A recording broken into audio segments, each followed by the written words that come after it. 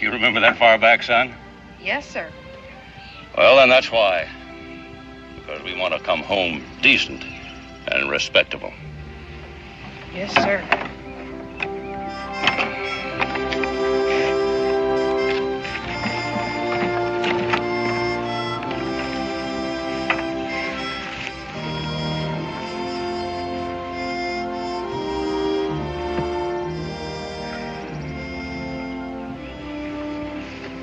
Pa, remember the time that Davy and me played hooky and went fishing? It was a good day for you, wasn't it? Yeah, it was always good when Davy was around. He'll be there to meet us, won't you, Pa? But don't count on him, son. Well, why not? He's still home, isn't he? Well, he'll be there to meet us. Give me the tar bucket.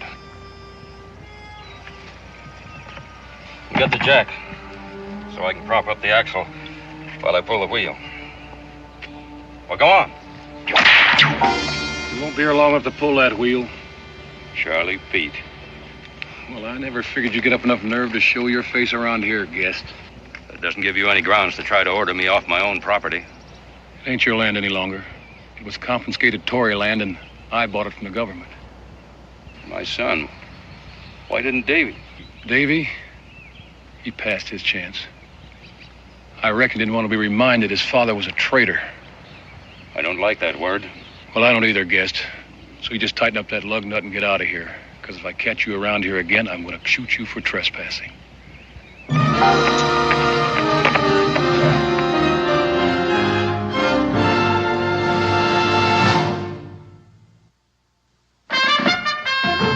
Daniel Boone was a man, yes, a big man, with an eye like an eagle and as tall as a mountain was he. Daniel Boone was a man, yes, a big man. He was brave, he was fearless, and as tough as a mighty oak tree.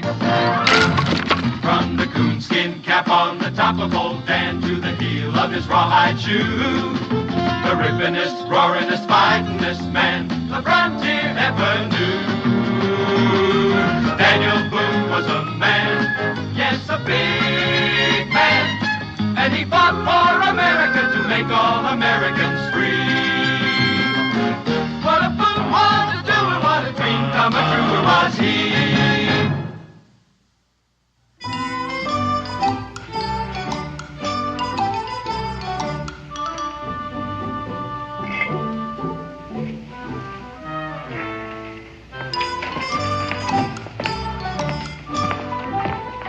All right. There you are, Becky. Take a look at those.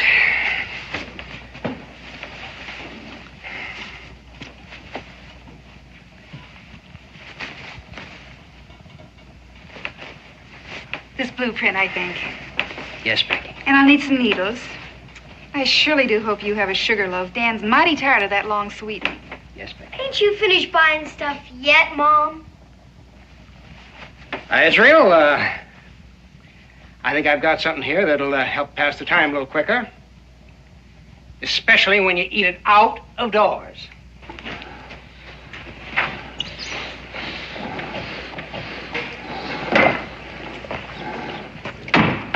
Morning, Mr. Pete. Well, good morning, Israel.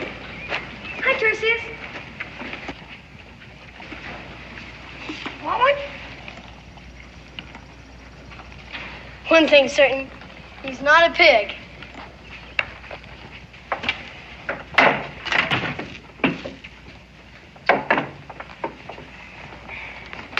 Sam, we got things to do. What things? We got to see David Guest. What for? His pa just came back. John Gist is home. Yes, ma'am. I just run him and his son off my land. I reckon they figured Davy was still there. Davy ain't seen them yet? Nope. Becky, I got a feeling there's going to be trouble. John used to be our friend before he left. Yeah, that's just the way I figured. John used to be a friend.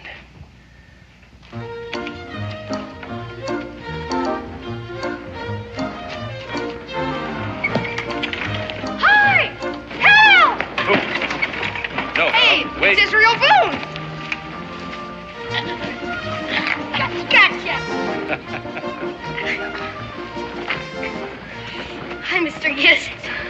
Hello, Israel. Hey, come on.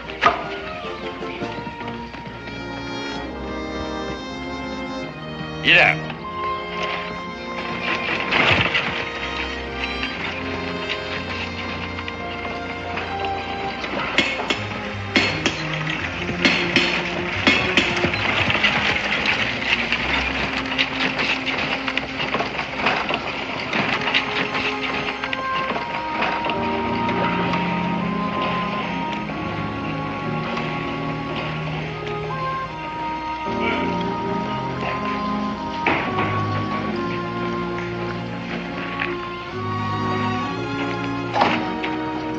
Just come to tell you about him.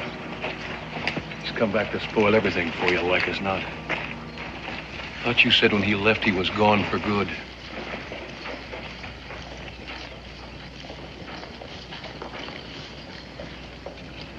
Welcome home, John.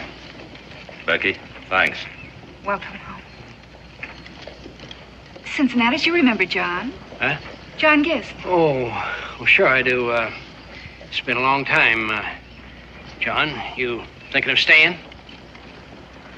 That's my intention.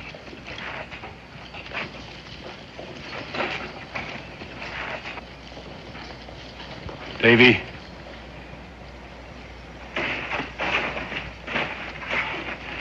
Hey, it's Davy. He is here. Why did you have to come back? I'd almost lived down the shame. Davy! That's our pa you're talking to. Hal, I thought you were... Go back to Canada. There's no place here for traitors. No traitors or their Tory friends.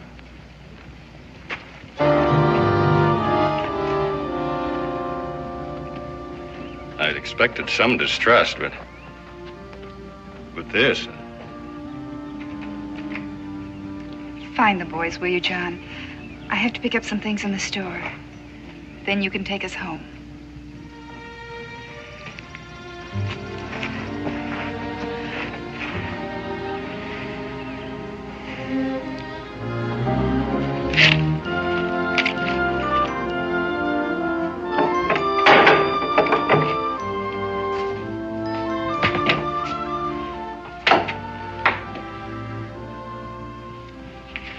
Becky. Did you talk to John Gist? Not yet. He was watering his horses. But I don't mind telling you, I was a mite surprised to see him. Do you approve? Approve of what? Of my bringing John and Hal here. I'm not sure.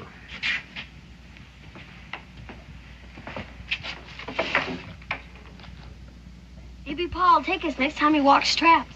You know how he always favored you. So did Davy once.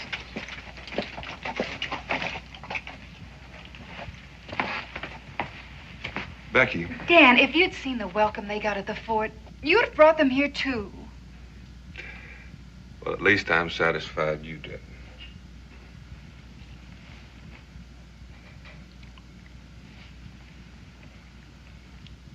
Dan, about John. I know what you're going to say. Now, don't worry. Oh, John. Here, let me take that. Thank you. Becky?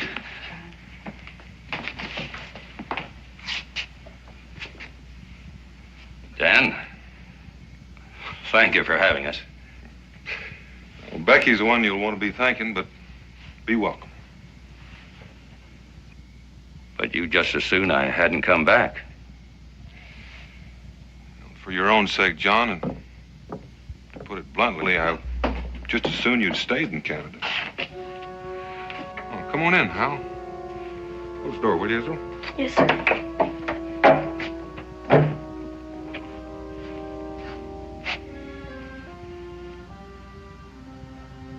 Good night, boys. Come on, Hal. Up the ladder, Hal. Oh, remember, you stayed here lots of times.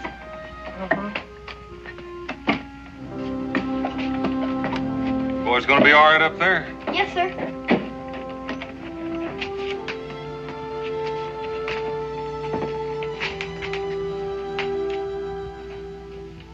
John. Can we go outside to talk?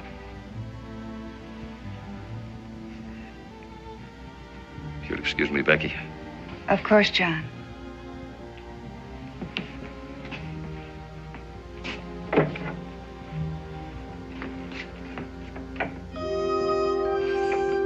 I didn't mean it the way it sounded, Hal. You know him. I know Davy, too. He used to favor me, but he despised us when he saw us. He hated Pa. What are you gonna do now, John? Your homestead's been sold. Well, you've sure chosen yourself a hard row to hoe. We both know that. Dan, I need you at least to understand why I chose it. You know what I'll never understand is what changed you. I didn't change. From Patriot to Tory? No. When the British were hunting the Virginia Burgesses to stand trial for their lives, didn't you risk your own neck to hide and protect them? Well, of course I did. And when the Redcoats finally fired on us, weren't you and Davy among the first to join the militia?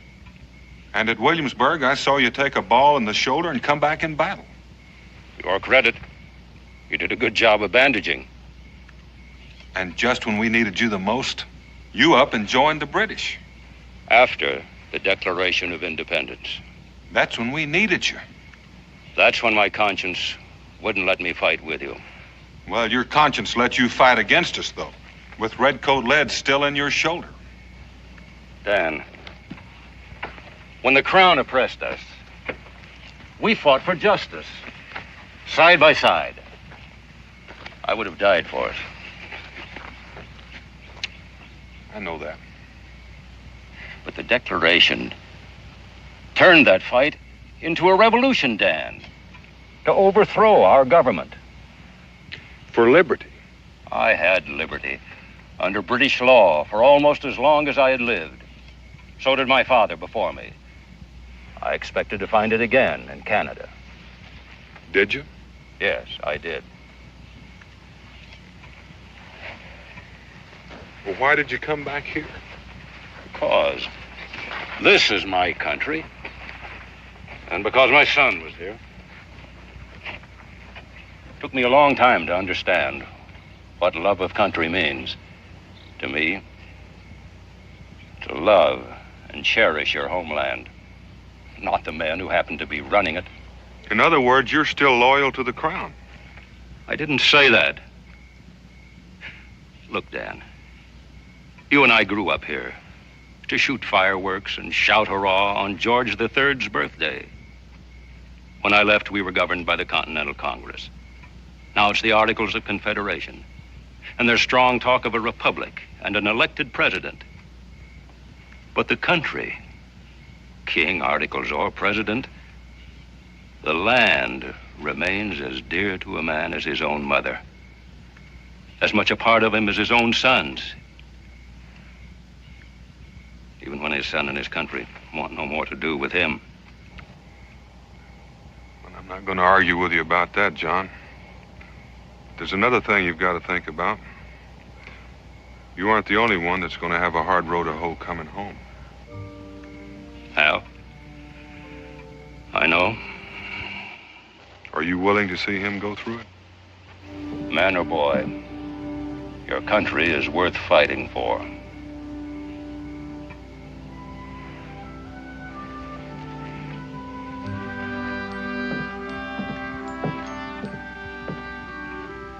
You have your choice of beds, the hearth or the haymow. Nothing sleeps sweeter than fresh hay. Here are your quilts. I'm ready for them. This has been a long, long day. Good night. Good night, John. Good night, John.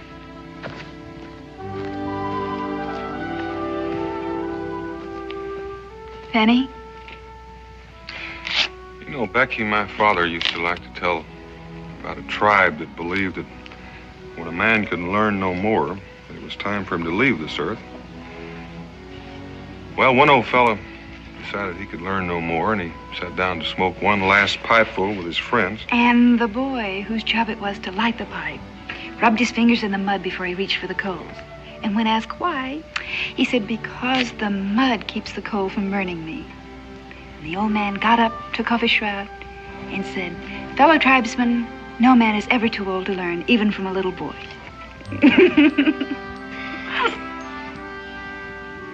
You know, Becky, Israel remembered that Hal Gist was his friend first, and left the questions to come as they will. I intend to remember that. I hope the people of this town remember that.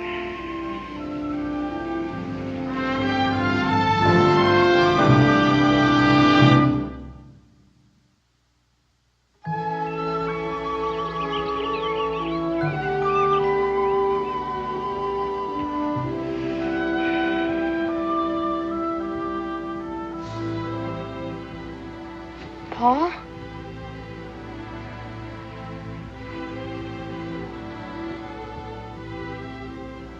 Pa?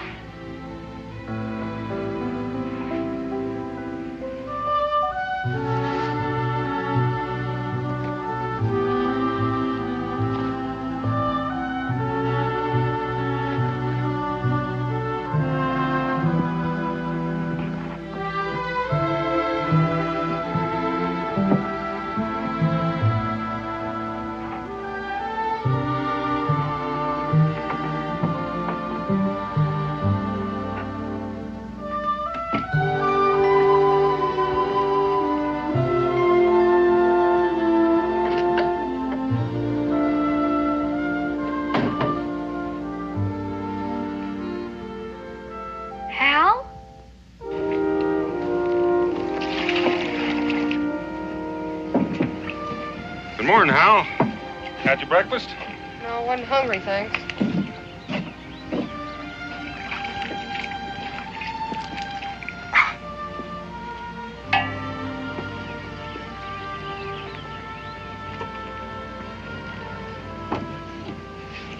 Hal! Hal! What's all the excitement this early in the morning? Hal's gone.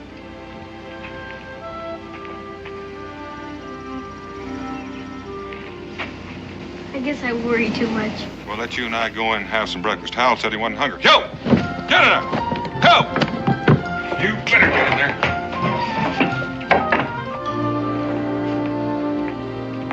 Let's eat. Isn't Ma gonna eat breakfast with us? She's not here right now. Miss Gordon took sick yesterday. She went over to take her some bread. She'll be back after a while. Who cooked breakfast then? I did, and if you have any remarks to make, just don't make them.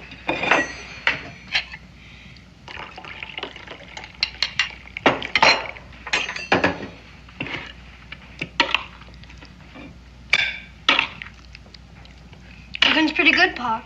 Or shouldn't I have said that? Got a remark I'll accept. Pa, what do you suppose made Hal run off like that? All by himself? Sometimes when a person has a problem they're trying to solve, they like to be all alone. Did you figure out how to find him, Pa?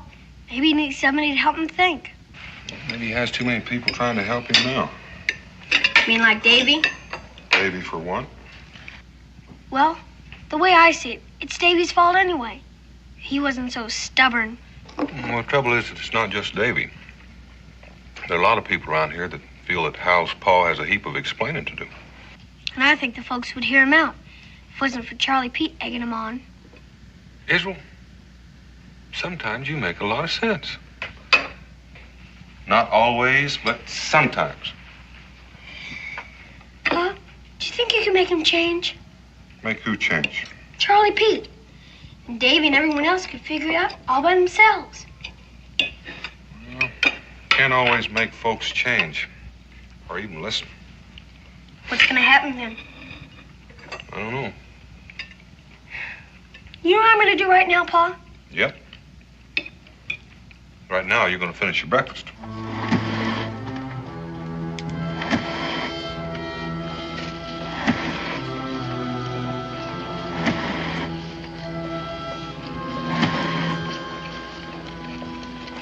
Charlie, what can I do for you? Well, you can quit pumping that thing so we can have a quiet little talk. No reason why I can't continue working while we talk. Well, none of you pay close attention is now. Charlie, if you got something to say, say it.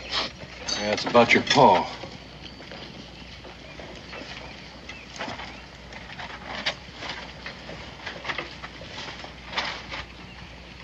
What about him? You figure he plans on staying in this territory? How should I know? I haven't talked to him. Well, that's just what I come to speak to you about. You know, Dave, you got a lot to live down. I know that. You gotta realize what I'm telling you is for your own good. You haven't told me anything yet. We had a little meeting last night. What kind of meeting? Just some of the folks that feel the same as I do about Tory traitors crawling back home and thinking they're as good as other people. What's that got to do with me? Just this. You tell your father to get out, and you tell him real plain, so he doesn't misunderstand. You want me to run my own father and my own brother out of town? It's your duty, Davy. Otherwise, the folks won't know what side you're on. I got a bum leg to prove which side I'm on. As far as my brother and my father in the war are concerned, you don't have to tell me my duty. Well, I reckon that means you're with us, Santa.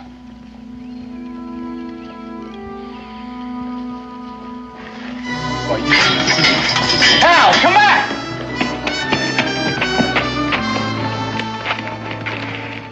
You catch him stupid again, you ought to tan him good. That was my brother. We were always real close. He was coming to be with me. On our side.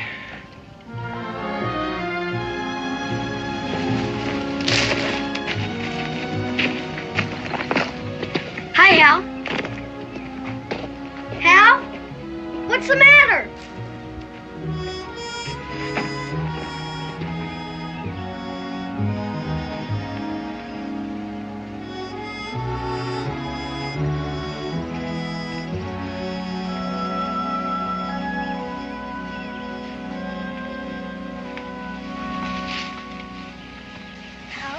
What's the matter?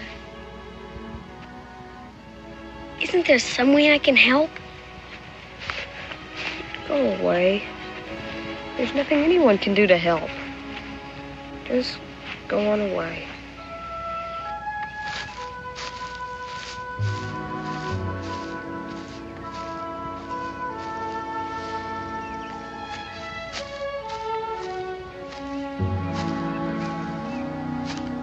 I ain't going anyplace until you turn around and tell me what's wrong. Well, if you feel that bad, why don't you cry? Pa says it's no disgrace. He says it does a body good. I guess you've been talking to Davy.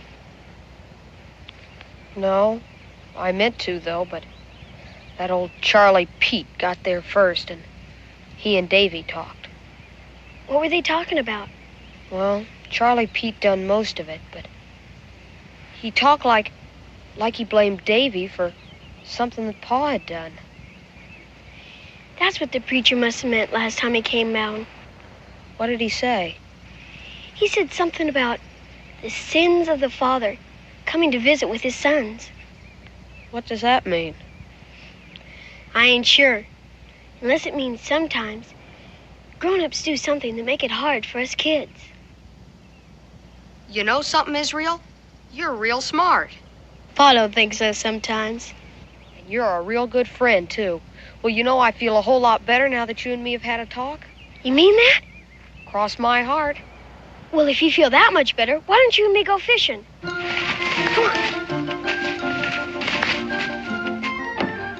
on. 1, 2. I don't like it, Daniel. How long's he been here? Not even a week yet, and already there's trouble brewing? I tell you, if John Gist stays, there's going to be big trouble before we get through. What makes you say that? Well, Charlie Pete was in again last night, along with some of the others. Now, he's getting folks all steamed up. Charlie talks too much. Oh, well, he had a lot of folks that was listening to him. Well, there's going to be big trouble, because John Gist is staying. Are you sure of that? Moving into the old Watkins cabin. Well, couldn't you talk him out of it? I didn't even try. A man's got a right to live where he chooses. Daniel, it sounds like you're sticking up for him. Cincinnatus, who's to say he was wrong? You and I stood up for our beliefs. So did he. I reckon that's his privilege, too. Yeah, well, I wish he'd choose someplace else to do it.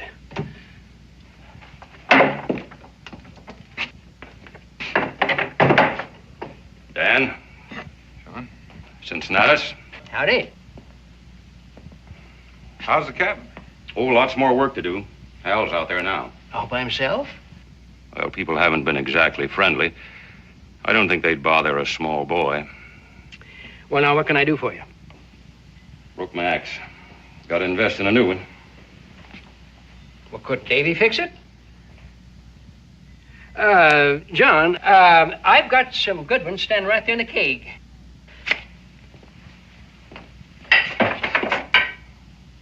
How much? $1.50. $1.50? Well, everything is dear these days. That's top-notch Pennsylvania steel. John, I'll take any old one for 2 bits. Yeah, you can get it fixed. And I'll put it on your account, John. Thank you. John? Oh, folks will change in time. Not unless you help me.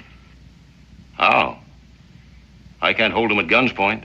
It wouldn't do no good if you could. Guns ain't gonna settle this. You gotta talk to people, explain why you come back. Charlie Pete or no Charlie Pete. Most of them are so scared of Charlie, they won't listen when I say hello. Even my own son.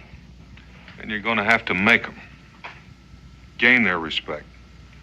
And that'll be the end of Charlie Pete. Well, I hope I live that long. I hope so, too, John, for all our sakes. Because if folks don't get cured of this being afraid, everything we fought for in this country is just going to fade away like summer snow. Well, thanks anyway. So long.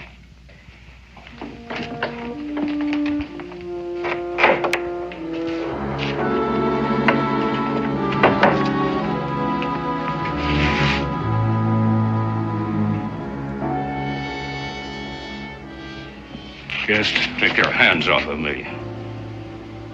If I catch that wolf of yours spying on me just once more, I'm going to teach him a lesson he'll never forget. He didn't spy on you. You heard what I said. Charlie, if you ever so much as touch that boy, I'll hang your hide up to dry. I don't take words like that off your kind. You'll take them from me. Are you choosing me, traitor?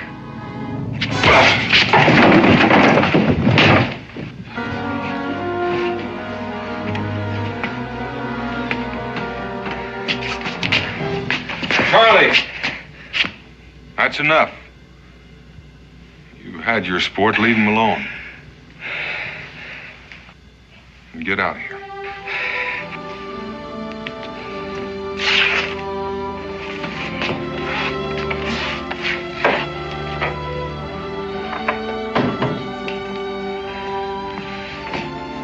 You all right?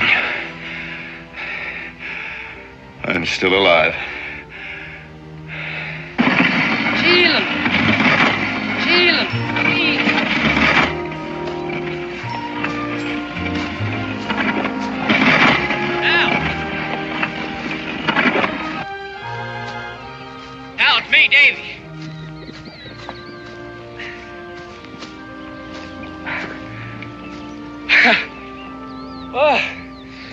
Looks like you've been working very hard.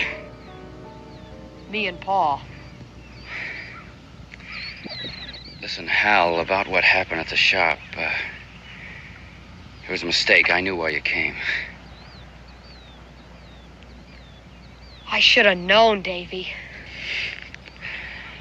Now, look, he can go back to Canada where he belongs. To Canada? Oh, you know Pa. He feels he belongs here. He's got to go, Hal, or else... Or else you and your friend Charlie Pete will run him out or shoot him. Can't you see? That's just what we don't want. He's a traitor, Hal.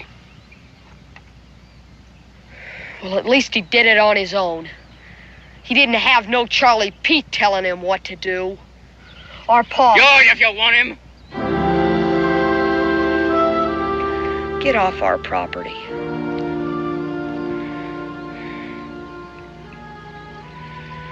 I'm taking you along with me. Now look, you and I'll live together.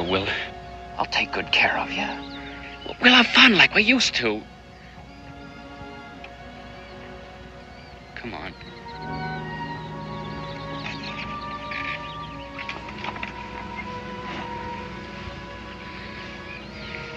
All right, have it your own way.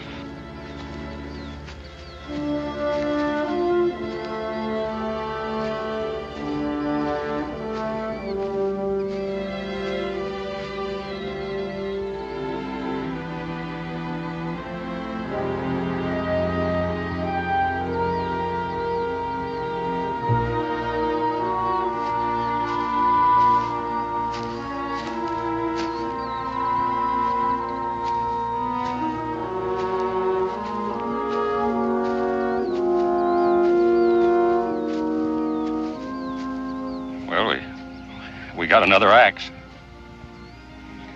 That's good. Anything you want to tell me, son?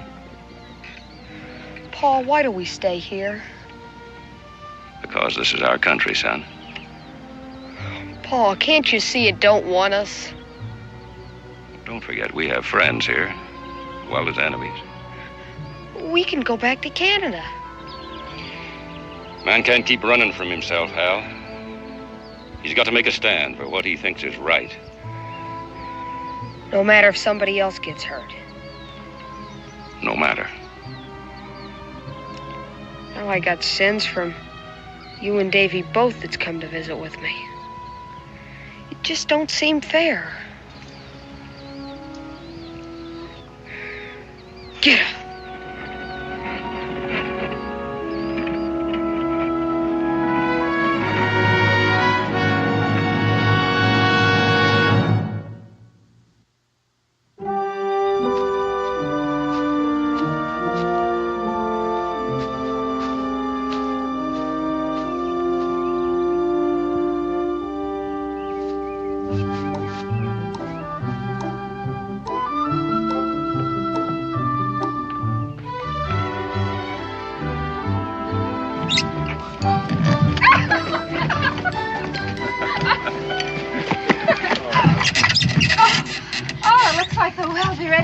Almost done.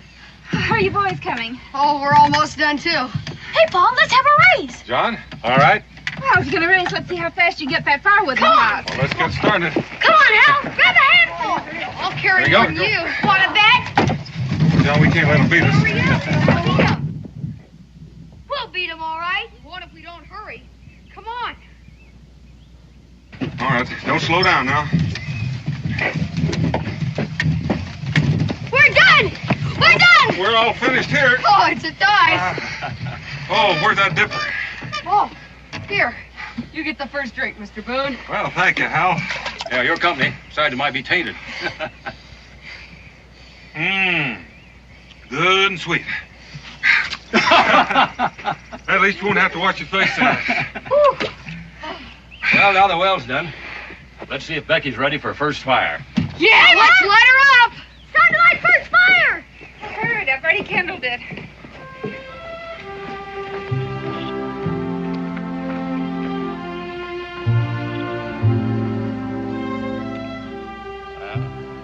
Old man Watkins knew how to build a chimney. She's coming. Well, at least she started anyway. I don't like that. Well, you know you got to wait for the hot air to start to rise before you get a draft. You know that, John.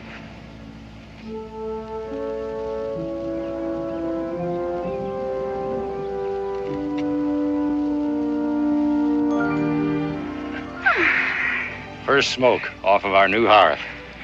She draws like a house afire. I've got a bottle under all that stuff in the wagon, if celebrating's not against your principles. It never has been, John. John, everything in its own time. You men. You know, the sun is already in the west, and if you want to sleep in your own house tonight... Ooh, and I almost forgot. Israel, will you get that little surprise out of the rig for me?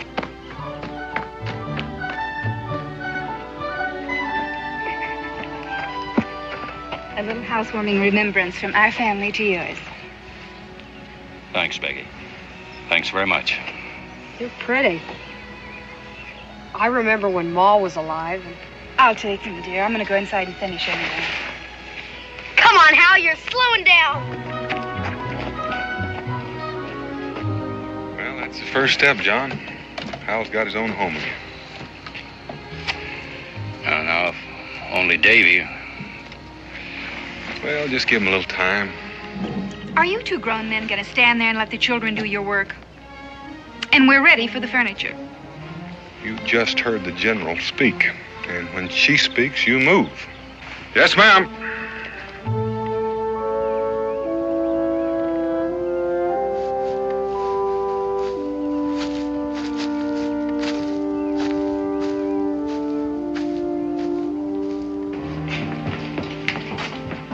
Where do you want me to put these?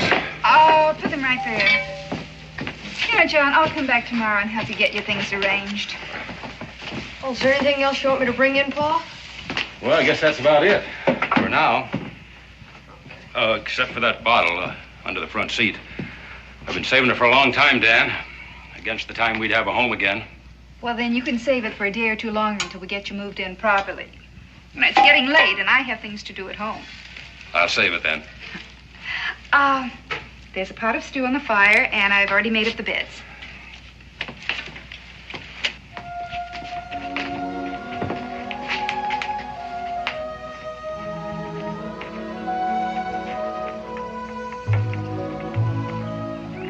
Hal, are you going to say goodbye?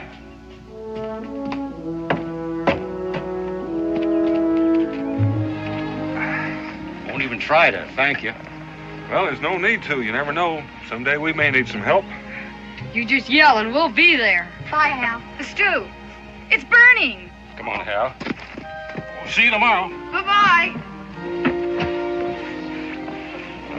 No matter how much we've done, it's still a lonesome house. Hey, Ma, why don't we give him a housewarming? You know, Israel, sometimes you come up with a real good idea. Dan, do you think people would come? If Pa asked them to a party, they would.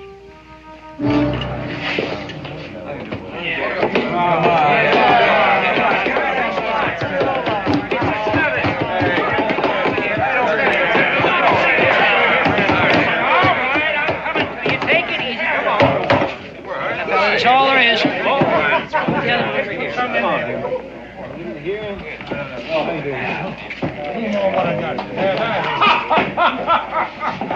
The point I'm making is, we whipped them lobster backs once. Yeah, we sure run them out. Yeah. Now, do we want them back or not? No! They all say that, except she ain't done one thing to prevent it. We already got one here, and he's took up land and moved into a house, and not one man's raised a hand against him. You, Henry, you lost a boy in the war, and for all you know, it was John Guest that shot him. Yeah, he sure could have. Yeah. Hey, what do you say to that, sir? Davy, for all you know, your own pa made a cripple out of you. Charlie, I'm going to ask you just one question. Go ahead and ask. Now, you've been making a lot of wild claims concerning just who shot who, so I'm going to ask you man to man. When you were out there fighting, did you ever stop to ask somebody's name before you pulled the trigger? You ain't taking sides against us, are you, Cincinnatus? Well, you can be real certain I ain't taking your side. You know why? I'll tell you why. Because Boone's been talking to you. What's wrong with that? I can answer that, too. Boone's gone and double-crossed us all. He showed Guest land, and now he's helping him fix up his house. Now, there you go. Boone being out there makes a difference, though, don't it? What difference? Well, he swings a lot of weight in these parts. Well, will you listen to that? Blood will out. What is that supposed to mean? I am no Tory, you all know that! What he really means is he's scared you might get nerve enough to stand up for your own. And, Davy, if you ain't got the nerve I have, because I am going to put a stop to this right now. You ain't going nowhere, old man. Get out of my way before I throw you out of here.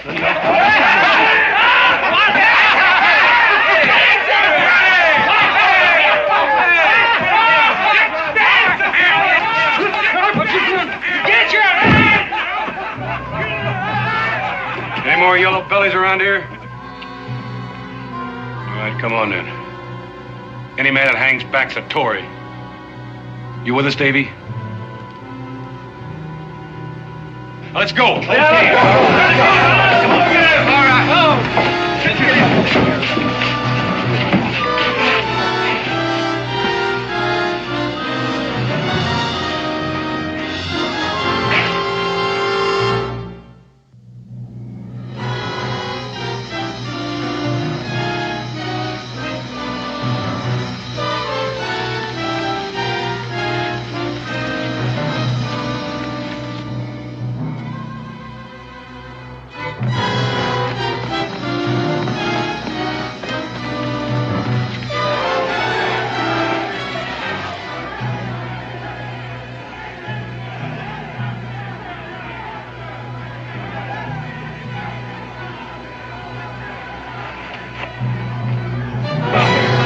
All right.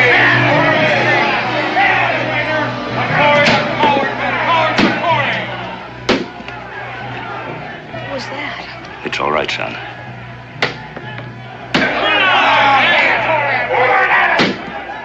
Here, get into these.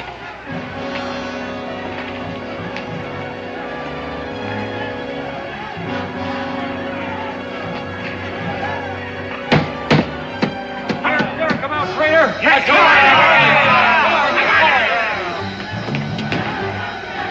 a Tory's a coward, a coward's a Tory.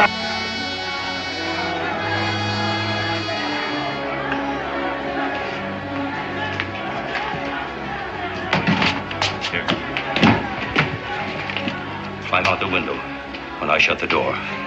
You're not going out there, are you, Pa? I want to make sure they're watching me, not you. Keep low till you run away. Then make it to the Boones for help as fast as you can go. Yes, sir.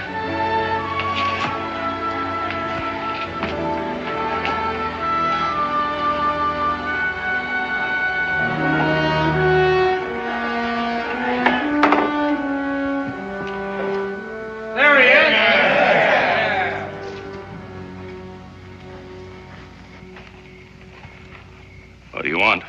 Well, it ain't no welcome home, I'll promise you. Where's Hal? You think I'd bring him out here to face your friends? We'll get him out before we're done with you, and we'll learn him about Tories. Yeah. Ain't you glad to see your own colors? Take a look.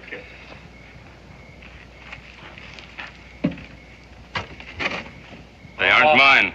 Put it back. Make him stomp on it. Let's make him throw it down on the ground and stomp on it. Let him take it along with him. That's fair enough. You can take your rag along with you. I'm not going anyplace. You're going back to Canada. Not a way to talk up, Davy boy. Sorry, Dave. I'm staying here. Paul, get out right now. This is no place for you. Go back to Canada while you still have a chance. This is our country, Dave. You were born here. So was your brother. Your mother's buried here. And it's here I'll die. He said it himself. Sam, give me the rope. No, Charlie, we don't want no part of that. Yeah. Which side you on? Your take it'll make a man of you. Well, at least let him decide. He did choose. You all heard him. Say you ain't got no Tory blood? Here, I'll give you the honor. Or are you a traitor after all?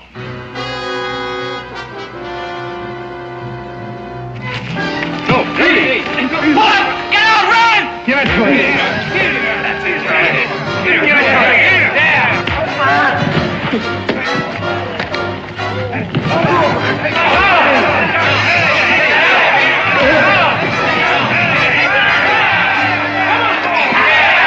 Charlie!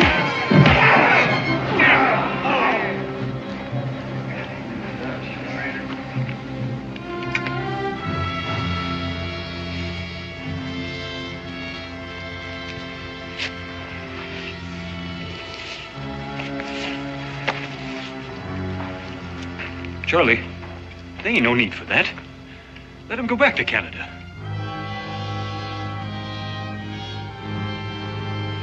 Take it. One end or the other.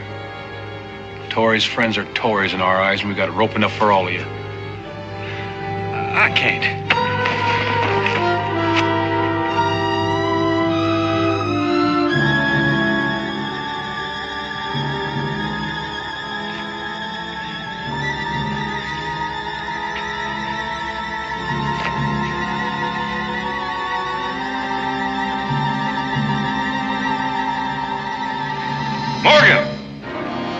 Drop that rope or I'll drop you, and it won't make much difference to me either way.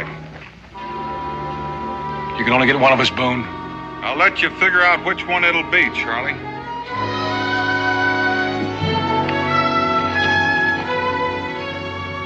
Do as he says. All right, move away from him.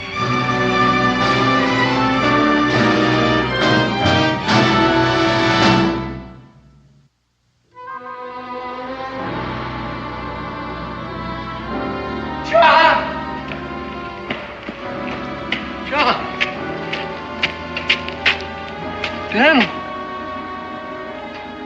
I wouldn't do that if I were you, Charlie. Sam.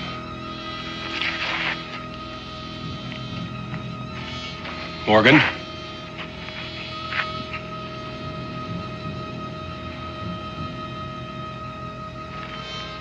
Tupper.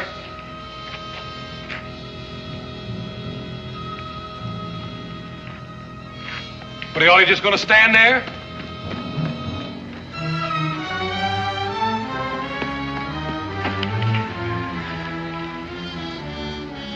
They didn't quite commit a murder, Charlie. No thanks to you.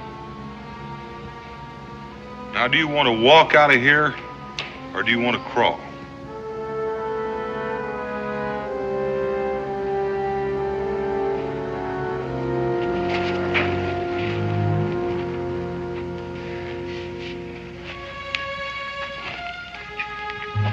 Neighbors?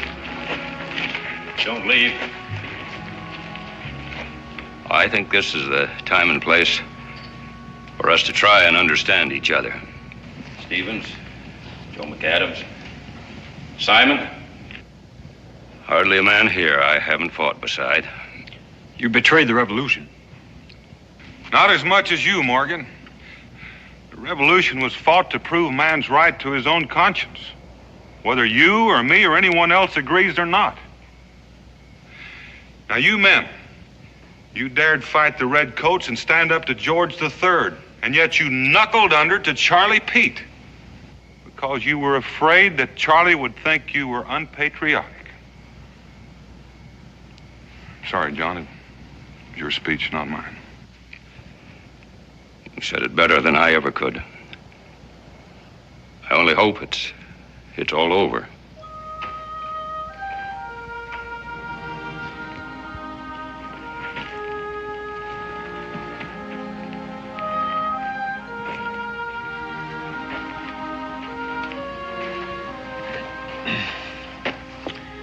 Good night, John. Morgan?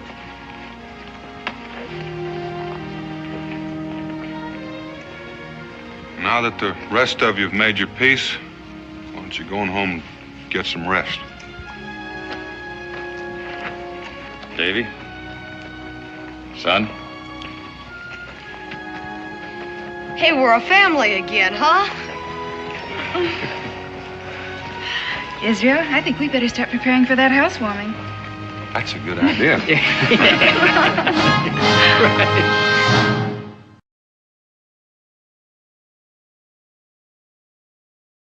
The roof, if he's out of nails. Well, now, I do have some cut nails, Daniel. See here? Could you use them? No one else has a prior claim. He'll take them off. Right, Becky. Oh, this fort's going to be in bad way if the Phoebus freight wagon is ever robbed. I suppose you're referring to the Cumberland buckaroos. Well, now that you point out, I suppose I am. That freight wagon gets robbed, I'm out of business, just about. You and me and everybody else, this whole settlement won't last through the winter. You all have my word for it. It is not possible. Oh, Daniel, this is Sir Ives Wallace, the King's Marshal, Daniel Boone. Honored. I know of you, Mr. Boone. Well, likewise on both counts, Sir Ives. This is my wife, Rebecca. Mrs. Boone. Sir Ives, you were saying that you didn't think the Phoebus freight wagon could be robbed. Why is that? His Majesty's government have issued a decree. We could tolerate these buckaroos so long as they contented themselves with occasional depredations. They have now passed the bounds of tolerance. They have acquired a new captain. Don't say. I employ detectives. Do you know how much reward His Majesty's government now offer for their apprehension? Not mere pounds. 100 guineas. Gold. Well, you don't think they might give themselves up to collect it? I just about believe I would. No, sir. You should already have fled to other parts. You don't know Dewey? I know the criminal mentality. Above all else, it fears the noose. I've heard that argued. These buckaroos have already fled to escape it without costing the crown a farthing. What I've heard of George III's penny pension, that could be an advantage. In monarchs, it is called care for the common weal, not penny pinching, Mr. Boone. Though I admit I should never have suggested so large a sum had there been any chance of its expenditure. That is my art, sir. You can believe me, those scoundrels have departed. Here she comes. Is advertised Boston, New York, and Buffalo. 500 brave Americans. Go hail and go. The Phoebus freight? Loaded with loot like a Spanish merchantman. Is advertised in Boston, New York. You don't think it'd scare off the buckaroo if you changed that to Cherry Valley and Secaucus? That ain't where it happened. You could hush up. I'll hush him up for you. Put that down. I don't mean for that wagon to pass. Well, I don't aim to waste no time on burials. Yours or theirs. You call yourself a buckaroo?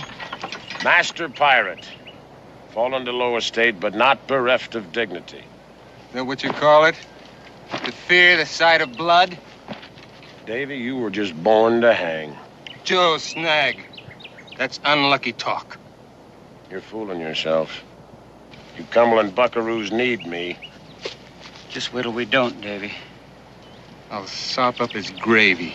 After the hanging.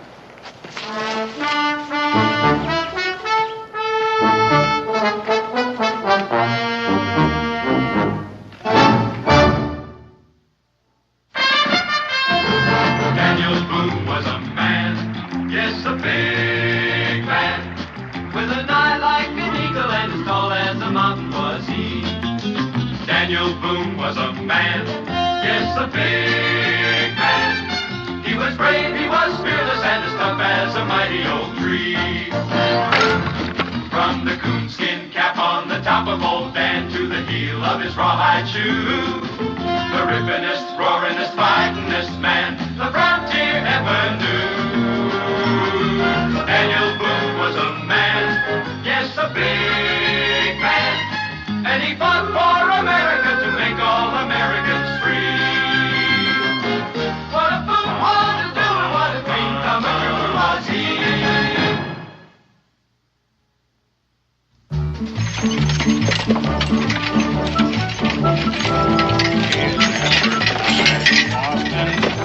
New York and... Kids! Oh! Robbed him and hung him. They ain't ever killed before.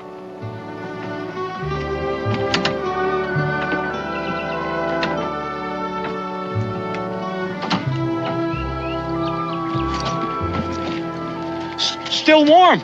It ain't been very long. On time. We'd have been here earlier. It would have been us here instead of him. Hang on.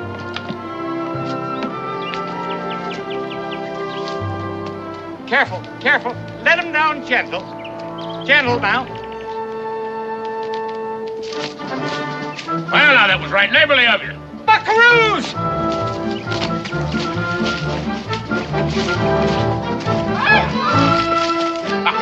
Hey, look at this! We're rich, boys! You suppose there's something to eat on here? All right, all of you, down off that wagon. That was a low-down trick. You wait till Boonesboro hears about this. If Boonesboro does. You can go. Go? Say hello to my friend Sidewinder when you get to Boonesboro. You got a man in Boonesboro? One of your old crew before the redcoats ran you off the river? What name was that again? You better start walking while you still got legs.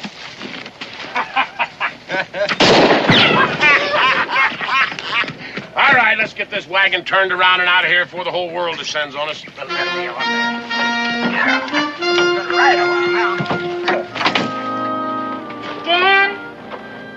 Dan, will you come down trying your new jacket? Well, I'm sure glad that you called me. Anything to get away from this husband. Dan, we're old married folk. Well, there's nothing more respectable.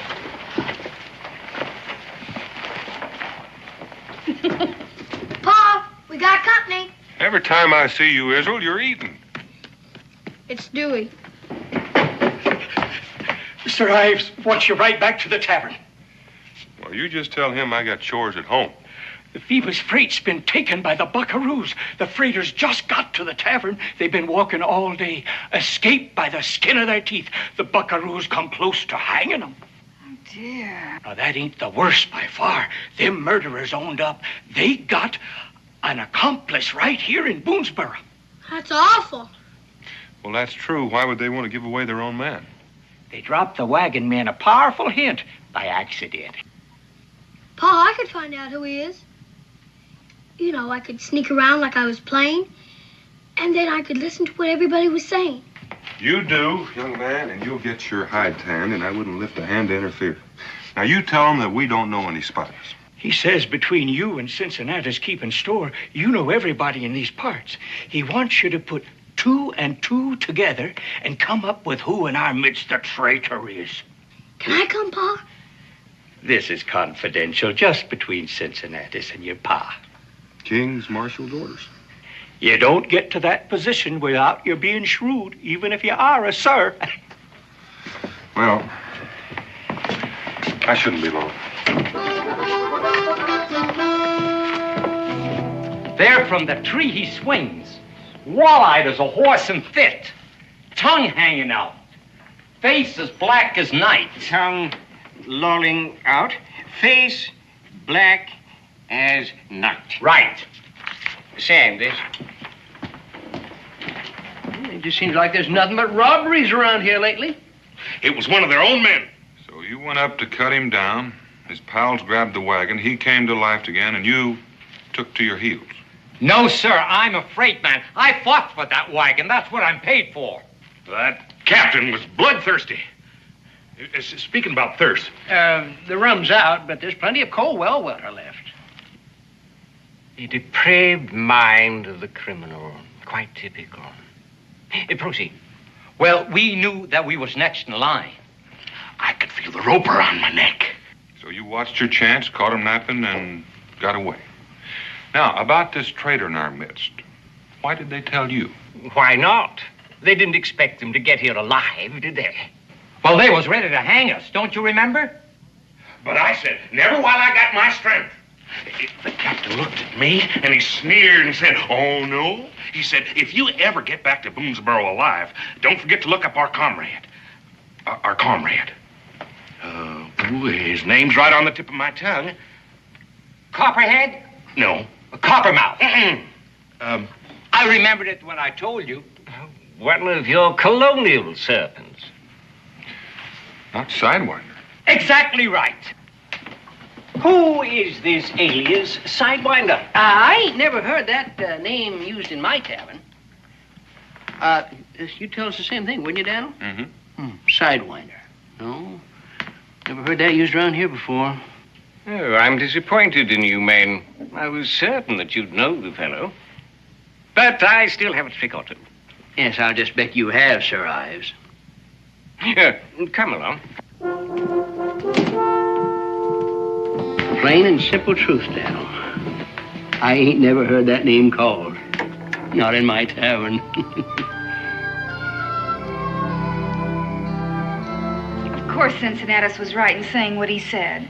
If Sir Ives knew you were Sidewinder, he would have arrested you. No one around here would believe a thing like that about you, Pa. No one around here is the king's marshal, son. Do you think the Buckaroo's new captain is Joe Snag? Well, Who else would call you Sidewinder? well, now that's enough questions out of you, young man, for tonight. Up this ladder you go. Scoot. Help!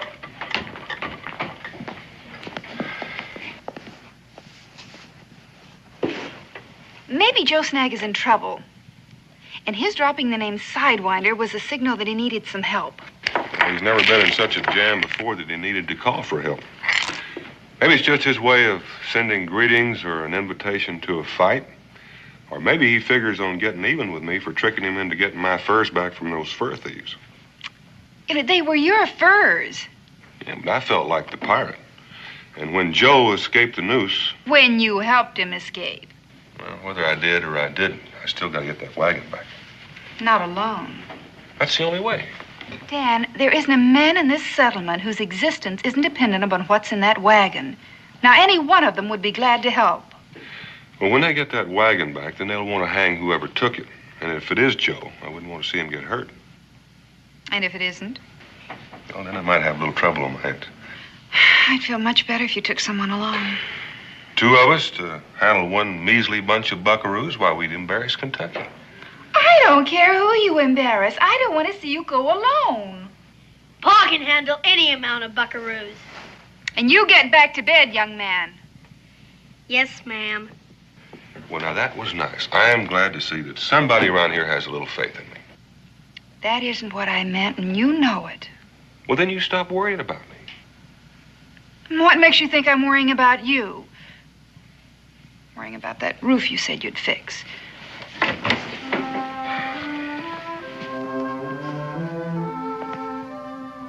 Now, you know that that roof is going to still be there when I get back.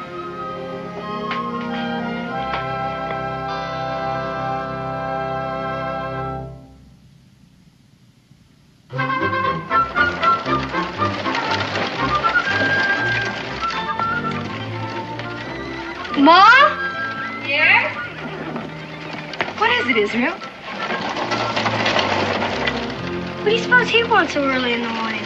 I don't know, but I could probably guess. Now, Israel, don't say anything to offend him. I'll try not to.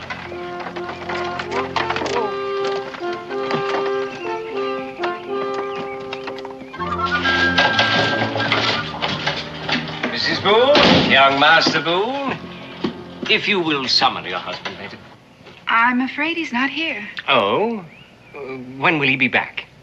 I only wish I knew. You mean he's gone away? I don't recall his saying anything about this to me yesterday. He didn't say anything about it to me yesterday either. Pa's gone hunting. And what may he be hunting, young man? Hmm?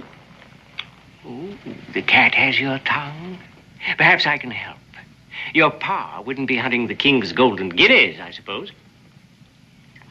I'm right, young man. You may as well come out with it. No, you're not. You're wrong. My pa wouldn't sell Joe. Now, let him go on. What were you going to say? You'll fare better if you're honest. What were you about to say? I was about to say that my pa wouldn't bend a knee to the king's gold. You are young. Everybody kneels to gold. Eh? Israel's right. My husband is not seeking your reward. Splendid. Then he won't mind if I appoint him a temporary deputy, ineligible to receive reward. How can you do that without him even knowing? Equerry, I'm sending a dispatch to headquarters.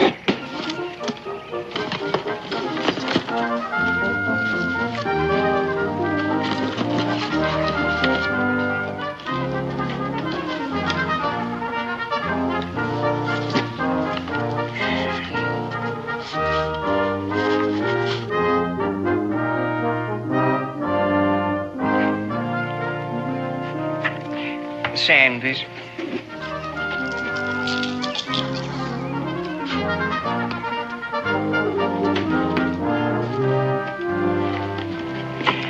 wish the record clear when Mr. Boone returns with the Cumberland buckaroos with his hand out for the guineas. I intend to hang those scoundrels here as soon as they arrive. We'll have no further trouble on the Cumberland. Is that legal? Legal? That means according to the law. I shall disregard your lack of manners, boy. And perhaps your mother has a point of sorts. I suppose I should take them in for trial. Oh, the expense is pitiful. Your colonial jury will only send them to prison to be fed at the king's expense. Well, better than 100 golden guineas lost.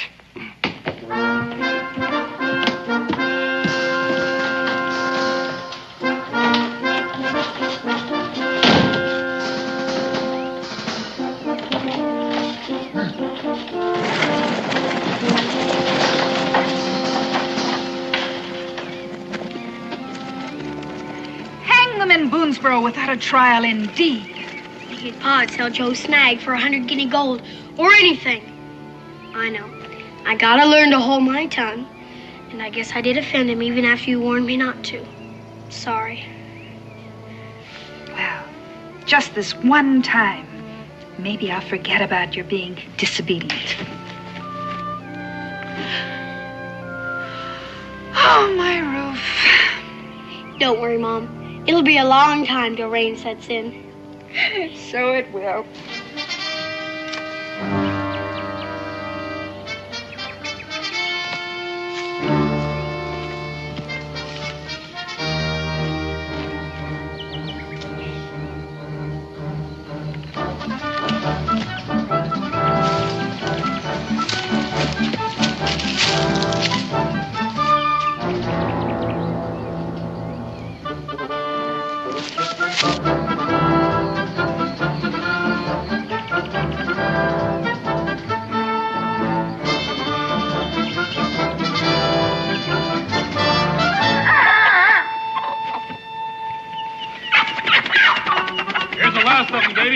Clean him. Leave it, Neil.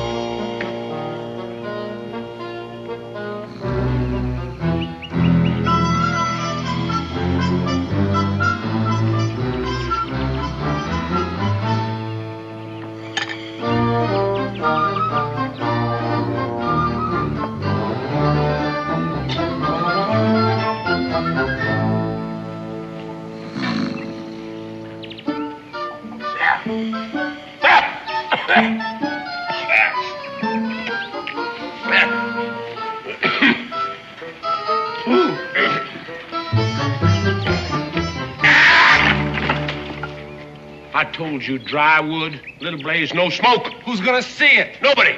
Do as I order. I don't have to take no orders from you. Well, you do unless you want to find your own way to the hangman. When my day comes, don't ask for no mercy. Yeah, well, you just start from scratch and do it right. And you just might live till your day comes.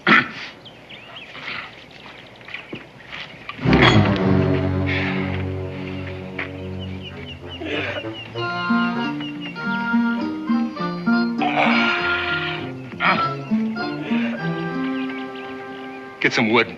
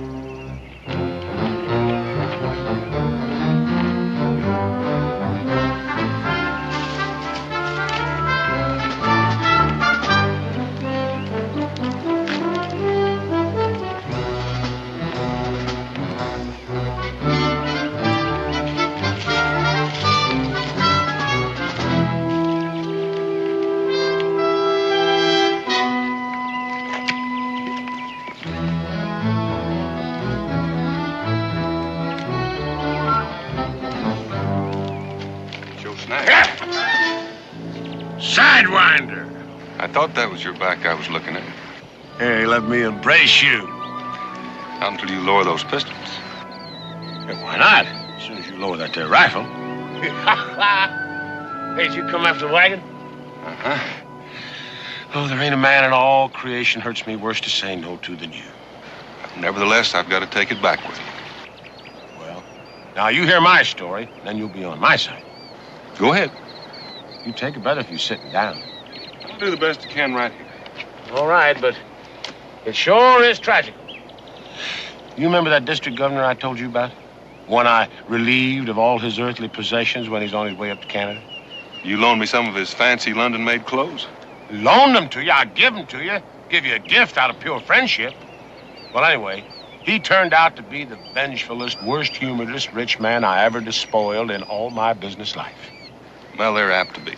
Yeah. Well, in the dead of night, he come up with redcoats and cannons. Now, them redcoats we could have swallowed. But them cannons are roaring all around us. My house despoiled, all my boats were sunk, my men scattered to the winds. And you joined up with these sleazy bunkaroos. Oh, don't think I ain't embarrassed. Joe Snag, master private, original, untainted, non-Periel, living off them grubby settlers and all their dirty-faced kids and spouses. Well, you'll feel better when I take their own back to them. Now, wait. That wagon got 300-400 pounds of money value. Enough to set my house right, and for me again to be the master pirate that the good Lord in all his wisdom intended for me to be. With a crew of buckaroos. I wouldn't allow them on my river. And they won't let you make off with that wagon? Well, I can't do it by myself, but we can. Half for me and the other half you take back to them settlers. Joe Snag, you never were ungenerous. Well, I mean, I could round up all my poor forsaken men, you know, Little Priest and Blue Belly. They was friends of yours, too. You remember them. If that freight were only mine to give. You adamant? I'm adamant. Stalemate.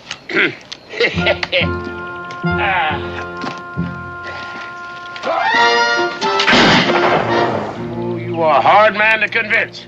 I say the same about you. Come on. I don't like the company you keep. What, you thought I was going to turn you over to them? Sidewalker, that would be an evil day for both of us. They knowed you was here. No, I'm just going to stash you whilst you change your mind about our deal. Now, come on, hurry up. Somebody must have heard that rifle fire. Oh, wait a minute. I'm afraid it's too late. Hey, I've got him right over here. I got that thief.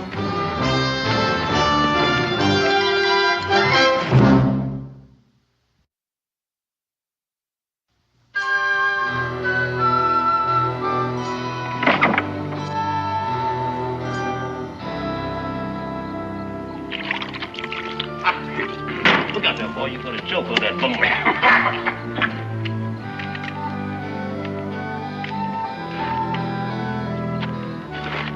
Worry about our wagon, spoil your appetite? Worried about somebody snaking it off when you ain't looking. No, hold it. Nobody couldn't snake it off without my seeing it. Oh, no? He'd come pretty close to it. Without me, he'd have been long gone with it, but now? He won't live to boast of it. Yeah, well, you and him is alike in that way. He'll live just as long as I say so. I don't die of hunger first. So any way you like. Somebody fetch him some victuals, and right now. They didn't invite him. He's in the same line of work as us. He don't want to go hungry. Oh. Whoops. Get it nice and clean for him now. Here, if you don't clamp down real tight on your teeth, you won't notice a little bit of ashes. Look out, I will take care of him. Captain Nursemaid. Yeah. I got better things for you to do, the whole mess of you. Now, I want you to scout around out there and see can you find anybody. He might have brought his whole gang with him. You just cover the whole vicinity and you don't come back till you're sure. All right, you can't find nobody standing there. Get a move on. Go on.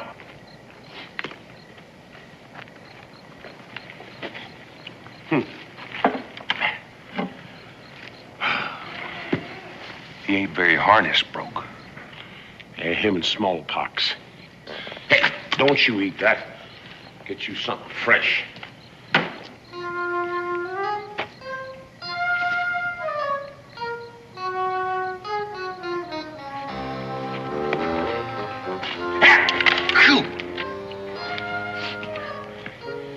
careful, that thing. It's my own. You could do better if you'd untie him. Well, all you got to do is say the word. It kind of sticks in my craw. Sidewinder, won't you be reasonable? What? All four of them? Well, that'll be Davy. He's the only one don't take orders. He's leaving us. Well, listen, I'll just be back directly if I don't get ambushed on the way, all right? If you don't come back, I'll never call you friend again. Yeah. Oh, here. Do the best you can with that. And don't spill a drop.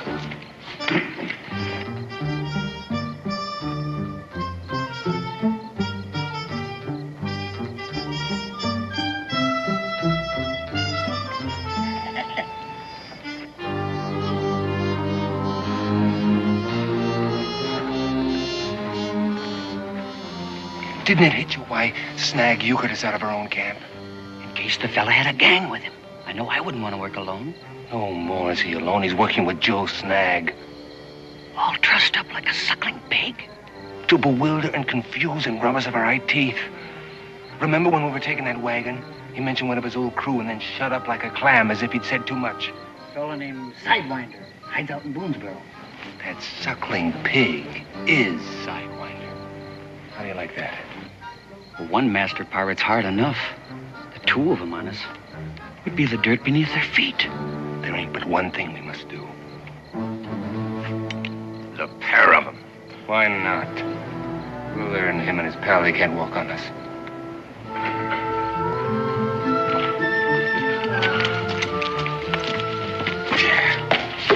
Hadn't it been for you, we'd be on our way now. Happy as babies on a holiday and rich as a pair of lords. They coming to do you in. Go on, get out of here. How about you? They'll know you let me go. Anytime Joe Snag can't talk his way out of the clutches of common buckaroos, here, take this. Go on now. Joe Snag, I don't own you. Yeah? Well, then you stop plotting to rob me. Leave my wagon be, huh?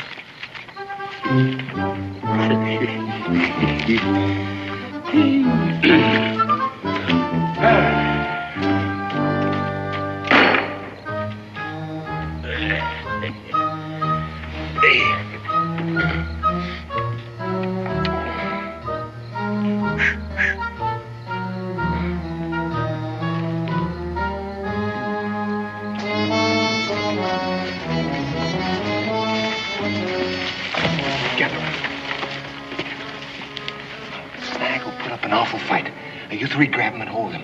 I'll take care of suckling pig. Now wait till I give the word. Go on in, Davy. Rush it!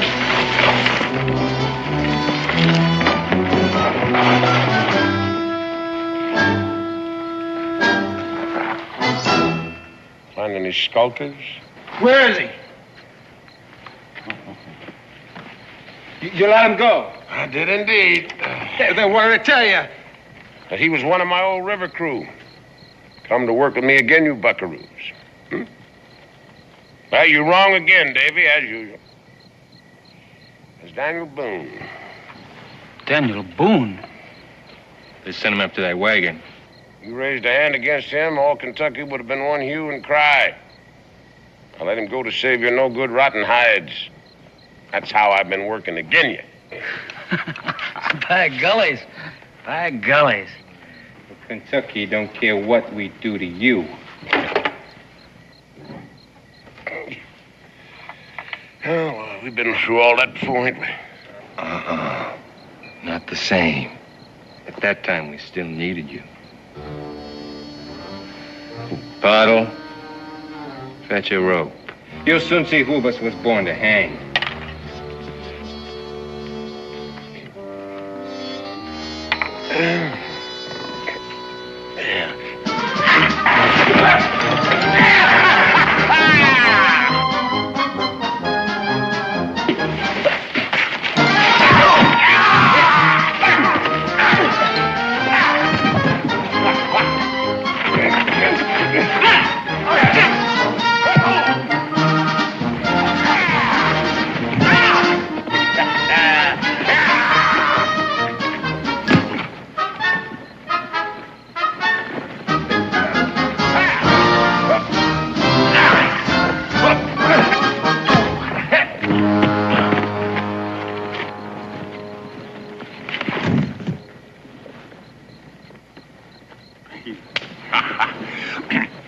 It's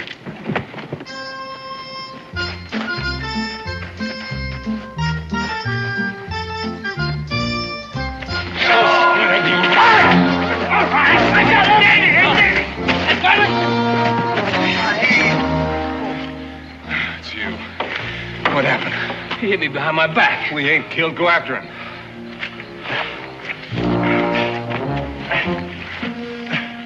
What about you? Someone's gonna grab the wagon.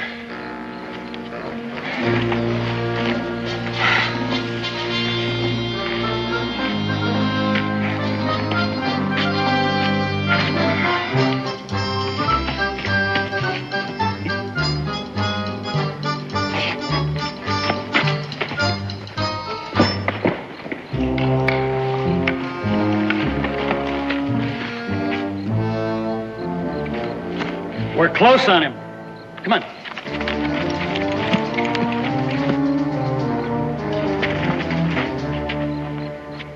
Now which way, Dumas? He's got to be that way. Well, what are we waiting for? Come on, we can't miss him.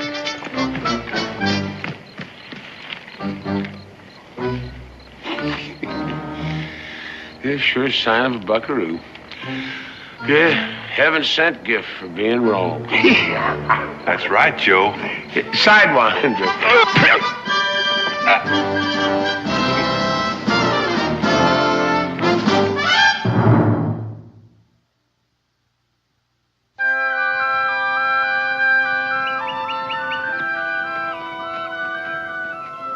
I'm so dad blang hungry I could eat a skunk. Over here.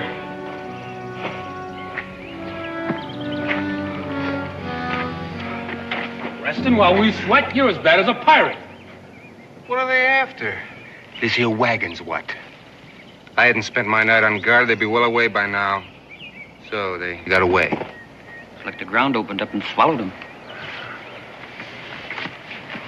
That means they rendezvous with Boone. Boone's worse than a cussing engine for hiding out. Puddle, hitch up the horses. Let's get this wagon loaded. We've been up all night without any breakfast. Yeah, we gotta get this moved before they finish theirs and come calling. Makes me blood run red, man. Them laughing and lolling while we labor to protect what's ours. Stop beeping and get this stuff up here.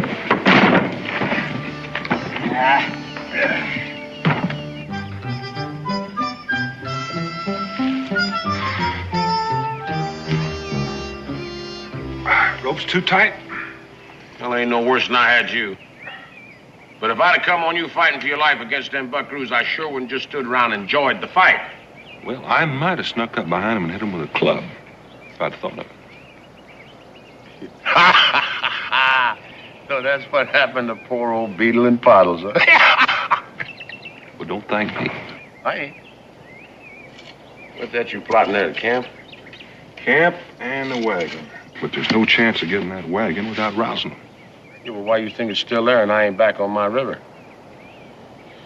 Looks like you're just gonna have to trust me. The way you trusted me? Yeah. Reckon I'll have to. Paul. Yeah, sure did feel a little naked without them. Now, way I see it, you go to the camp and make a ruction and take off with them a hot-footing right after. No, not me. You've already proved you can outrun them. Whilst you make off with the wagon? Neither one of us been able to get the best of the other one for very long, so what do you say we just let it rest? Well, I guess we best to spy out the lay of the land, just handle whatever comes up, huh? I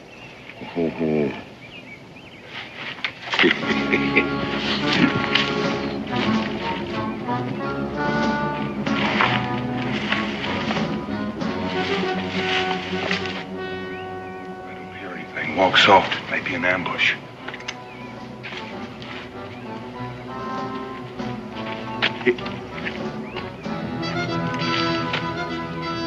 Wagon's gone. My bed with it.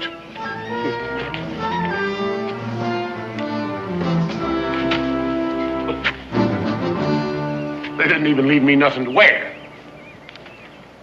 Well, they're out of hunting me. We're in luck there. You may call it that. That's why I say a pirate should never associate with buckaroos. They learn. Yeah? Well, they's getting away while you was busy mistrusting me. Well, leastwise, you left us a good track to follow. While we're talking there, traveling, what we need to do is head them off. Well, that's going to be mighty hard to do. There's 2 valleys leading out here, side by side, and you can't see one from the other. Now, I don't know which one they took. Yeah. I reckon we'll have to split up. Yeah, well, if you spot them first, you fire a shot and let me know, and I'll do the same, huh? 5 to 1, that whichever spots them first is going to have to holler for help from the other one. Yeah. Well, you take the north valley. Yeah.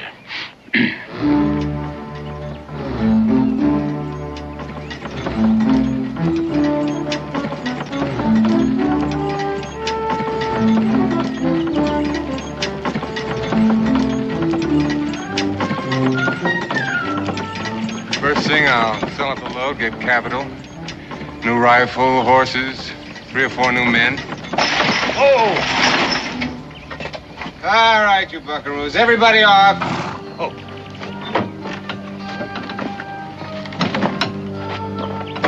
Maybe 8 or 9 new men. The name of Davy Rock will be historical. Must have fallen out of the tree. Well, however it got here, it's got to be carried away. Get to it!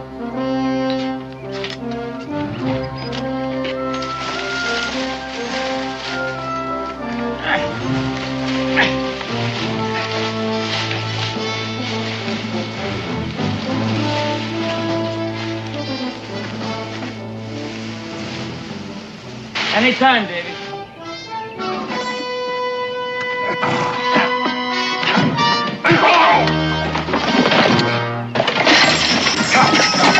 Stop him!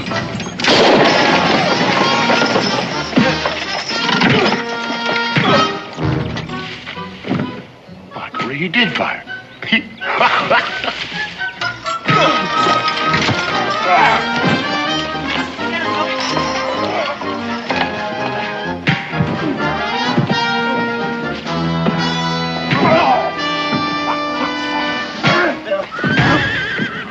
Serious trouble. Getting soft in the brain.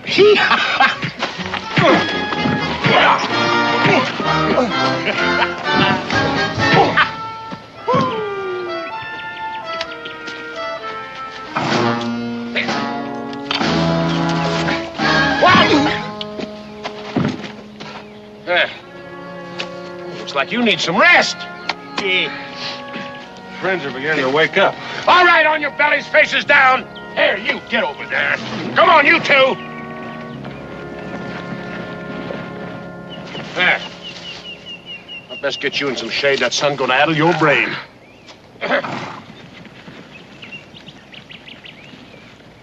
Here, now. You just sit there and blow out a spell. It's something I think I'd best to do.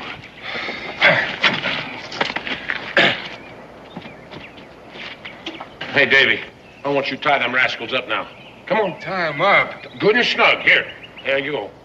Hey, come on, get up there. Let's put a move on it. Let's put a move. We ain't got all day here. Yeah, that's it. Get them nice and snug now. That's it. I'll get them. Tight, Davy. Yeah, well, that's it. There you go. You'd best leave about 8 foot of that on the end for yourself, then. Myself? Yeah. Come on. You just snuggle right in there. Snuggle right in there now, Davy. That's the way to go. What are you doing? Oh, we got to get you boys comfortable. Snag! We got to get you comfortable. Here. Wait. Snag. What? You're not going to get away with this. I ain't, huh? Well, I tell you ain't going to move for a while. You ain't going to move for a while, that's for sure. On, Snag, get you choke. That's enough. Snag! Now get your little paws up. Come on, get him up to one. That's a good boy. Oh, he. Whoop. Now. Okay, now don't you try to move, or I'm going to shoot you on top of that. Well, I sure do feel mean leaving you here like this. Leaving me? Yeah, well, of course, now I could take you in a wagon, but that'd mean tying you up. The same as I would you.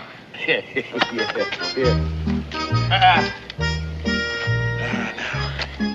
Tell me something. You feel strong enough to lift up them big feet of yours, huh? Yeah, come on.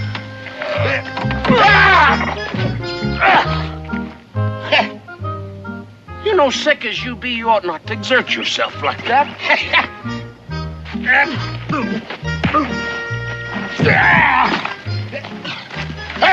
Hold it, Sidewinder. Wait a minute. I think you done broke my spectacles looking in there. Oh, now don't tell me you're going to get up again. Well, you must have hide thick on the barn board. Huh?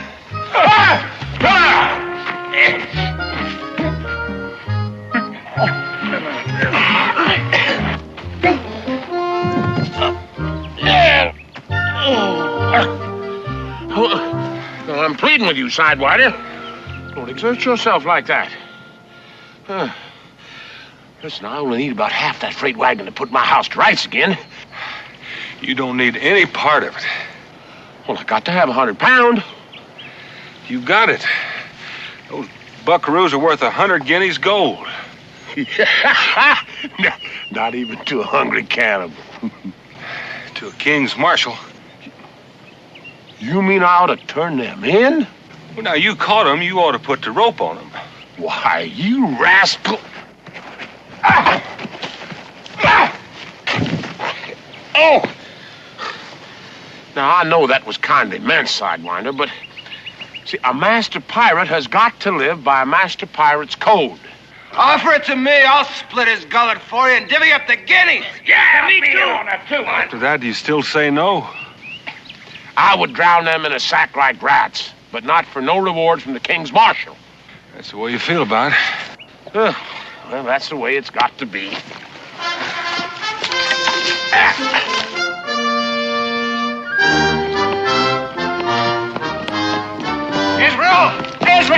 Israel! Sir Ives ain't already been here and gone, has he? Looks like he's coming now. Well, Pa said I'm not supposed to let you in. but if it hadn't been for us, would there be no... He said if you did come, you could sit down right there if you stay invisible and silent. He wants to hog the glory for himself.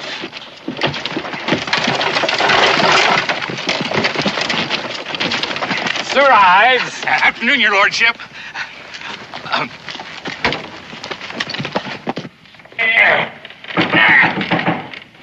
That's Sir Ives. Just a minute. Will you get that silly rag off of me? When I sweat, I don't want it stopping up my neck. Will you hold still? What? Ain't you afraid I'm going to escape? Yeah, well, I guess not. Not with the king's marshal standing right there at the door. All right. Coming, Sir Ives.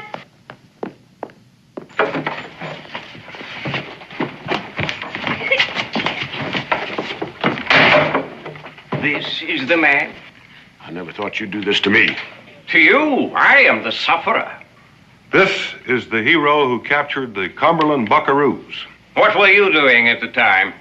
Well, I was nursing a goose egg on my head. What are you doing here? Sir, if I had listen, not listened Sir to you in the Ives, first place, I should not be in this situation. Sir Ives, But Your Honor, find them. I don't want to see them again. I'm not going to let you get away with this. Now, I'm warning you. You're going to let me go to prison for complicity? Is that the master pirate's code? My hands are tied. Well, let's get this over with. Deputy Boone, you seem to have extracted 100 golden guineas from the royal purse, despite your duty to His Majesty. So it seems. In the King's name, I congratulate you, sir.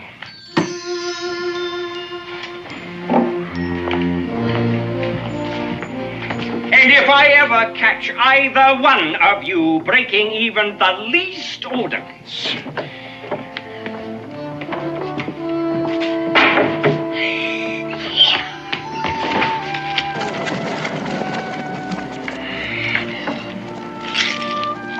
Rhyme-a-nettly. Don't get too attached, boy.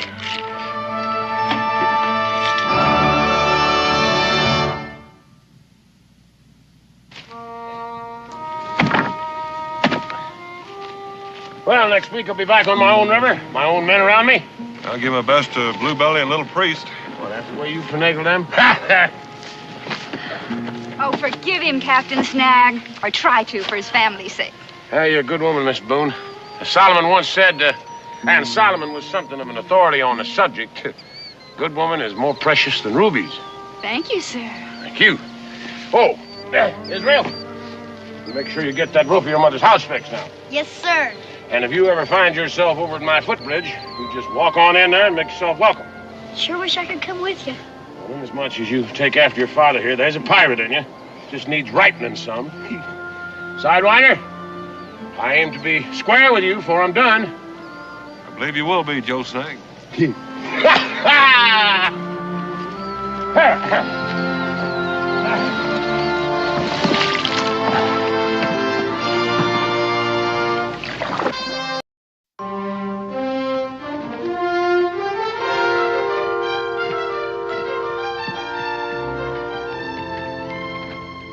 Well, Israel, I have a little work to take care of.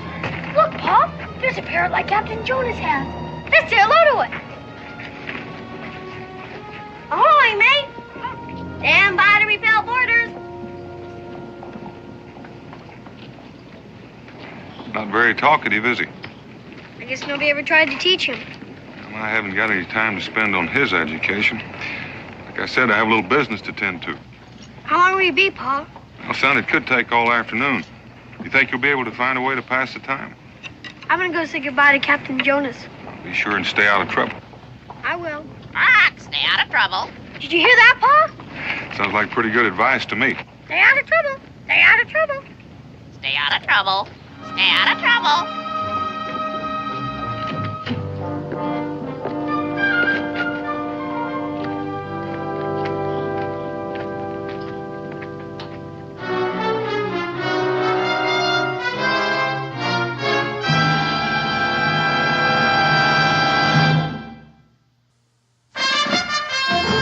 Daniel Boone was a man, yes, a big man, with an eye like an eagle and as tall as a mountain was he.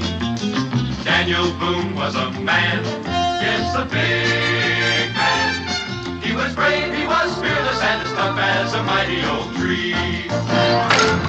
From the coonskin cap on the top of old Dan to the heel of his rawhide shoe, the rippinest, roaringest, fightingest man the frontier ever knew.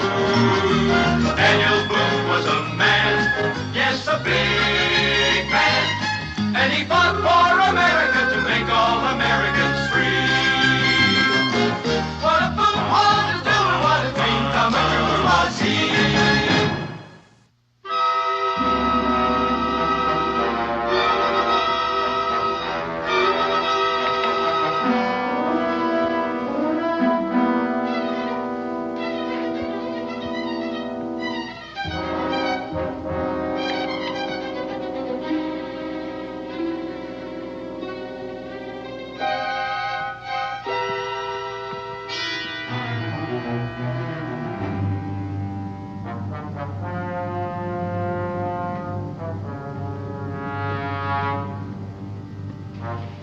Good morning, Corporal. Mr. Boone? Here's the manifest.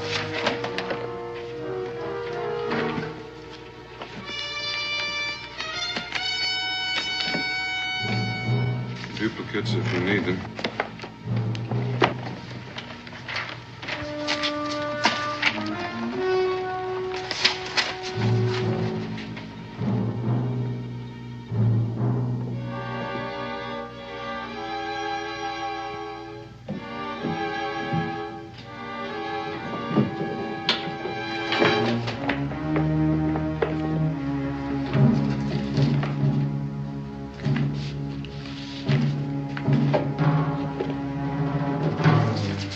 Well, your papers seem to be in order, Mr. Boone.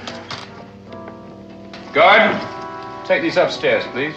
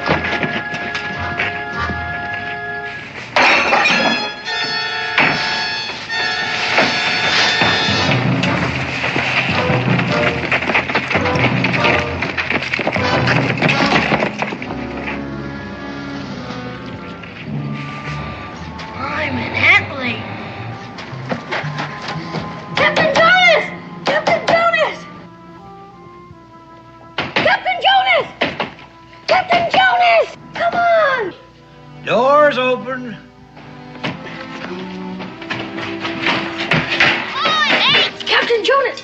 Ahoy. Ahoy, mates. Did you hear that shooting out there? Aye, lad, it's plenty shooting I've heard in my day. And many's the 9-pounder I've touched off from the deck of the Unicorn here. Ahoy, Unicorn. I remember this French privateer closing in on us just off the Bahamas. Carrying twice-star sail and twice-star guns she was. I don't mean that kind of shooting, Captain Jonas. Well, sir, the very first broadside from the Unicorn, and we parted that Frenchie's mainmast neat as the hair on a parson's wig. I mean the shooting out there in the street right now, and all the soldiers running and everything. Lower your anchor, laddie, and take it slow. Honest, Captain Jonas, they were chasing this man, and he was carrying a box.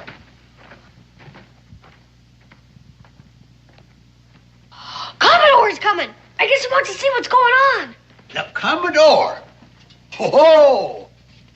I'm coming at full sail, too. Looks like a storm's brewing. Batten down the hatches. I thought we had him cornered, sir, when he ran in here, but he sort of disappeared. With the dispatch box, of course. Well, I'm not too sure about that. I remember when we were chasing him, I kept hearing those sleigh bells, and all of a sudden they stopped, so it's possible he might have hidden the box somewhere. But you're not too sure about that either. No, sir.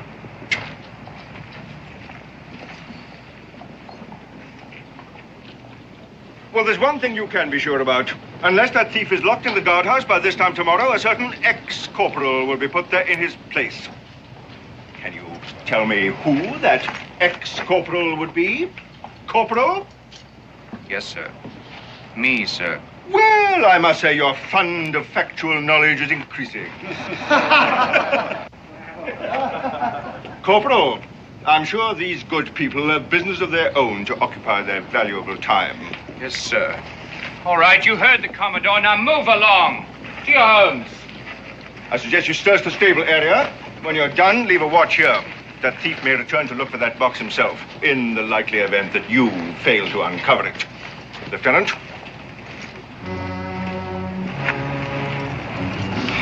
All right, mates.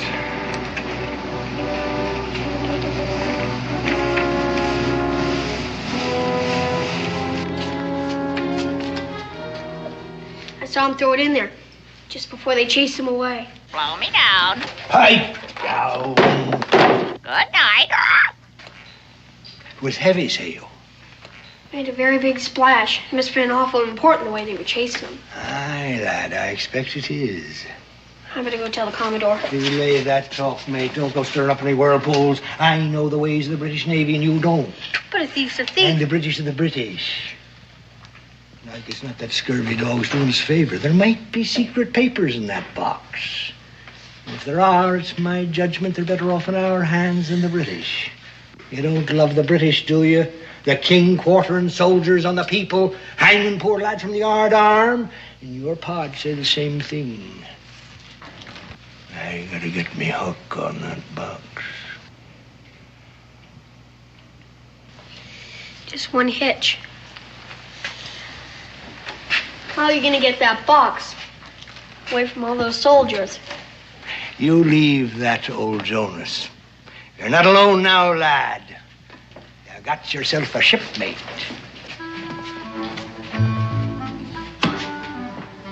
Give me that jug.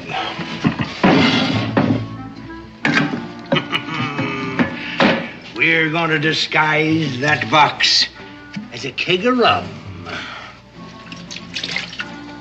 It's a waste of good rum, but we wouldn't want them doubting our word now, would we?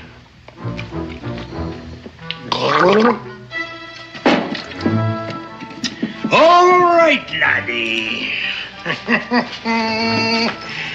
Let's lay a course for that well.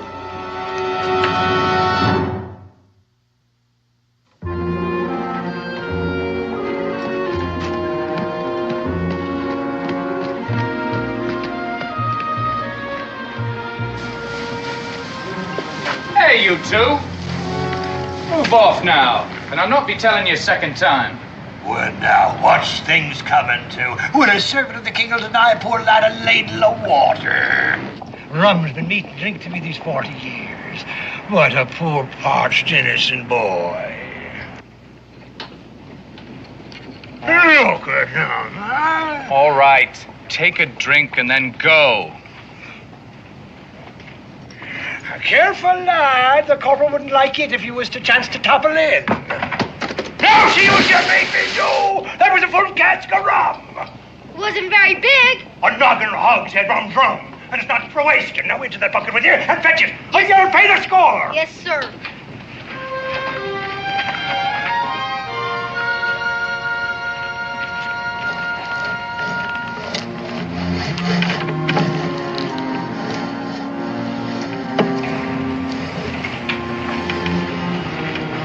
What's going on here? Clumsy lad tipped a full cask of rum into the well.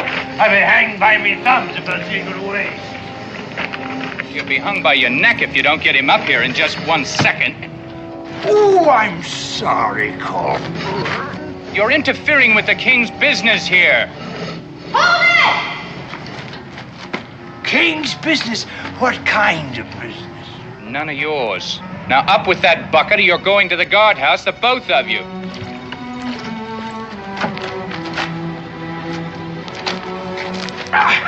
It's heavy as an anchor. I can't budge it.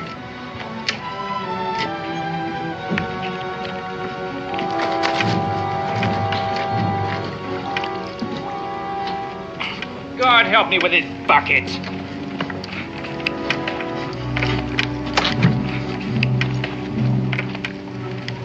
Got it! Hoist anchor! What's in this thing? Oh, you'll never make a sailor, laddie. When I had both me hands, I could hoist a schooner's mainsail by myself and never draw a hard breath.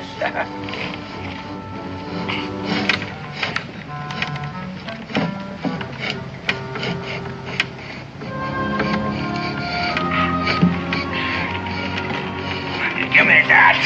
Oh, time you got back up here. What took you so long, huh?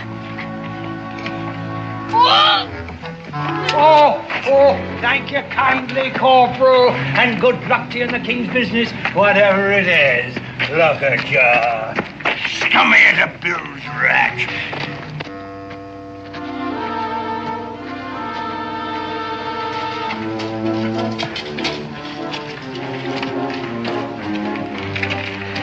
Door.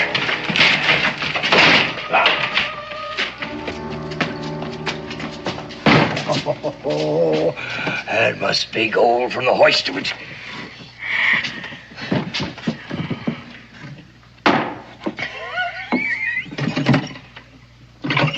Come on. Take the bloomin' back England herself to tally it up. There ought to be a big reward. Reward? Have you gone daft, lad? We turn this over to the Commodore. He'll clap us both in irons as accessories to the crime. I say it's the king's gold and the king shan't have it. Pa wouldn't agree to that. Not money. But he's your pa, not mine.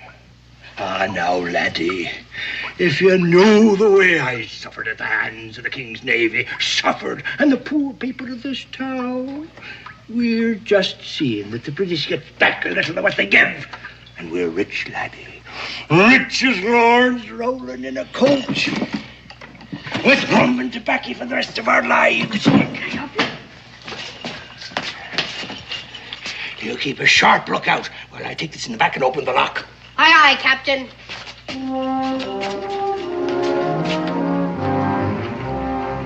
Captain Jonas, it's a man with a scar. He's back. Let's stay out of sight.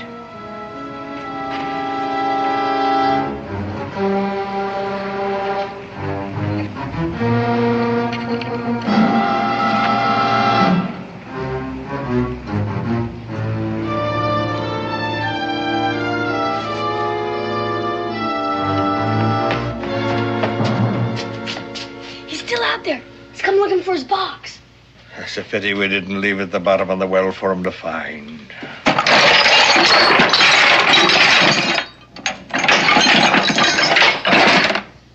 Just some iron and brass. Not even secret papers. Why would he want to steal a box full of... And why would the Commodore want it back so bad? Have the wind to be there, lad. Another thing I can't fathom. Why'd Scarface out there risk sailing across the Commodore's bow just to get it? We'll swear an oath, lad. An oath? Of silence. You and me are the only two know what happened to that box, ain't we? And we know what the British will do if they find out, don't we? Drawn and quartered, sure as you're born, and strung up to the highest yard arm. We don't want that to happen, do we? What are we going to swear on? The unicorn.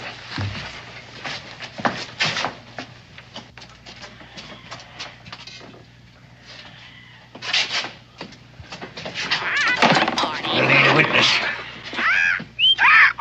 Batten down the hatches.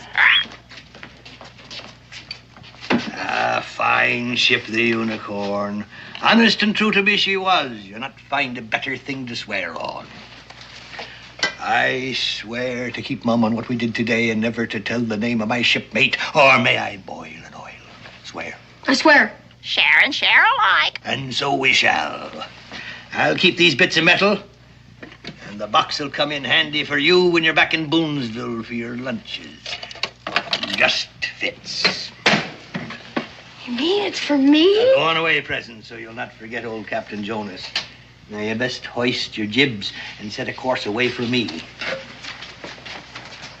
And look out for Scarface. She'll come athwart his course. It'll be your last voyage. Remember, we're shipmates, and remember what we swore. You can count on me. Mum's the word. Fair winds, lad. Bye. Fair winds.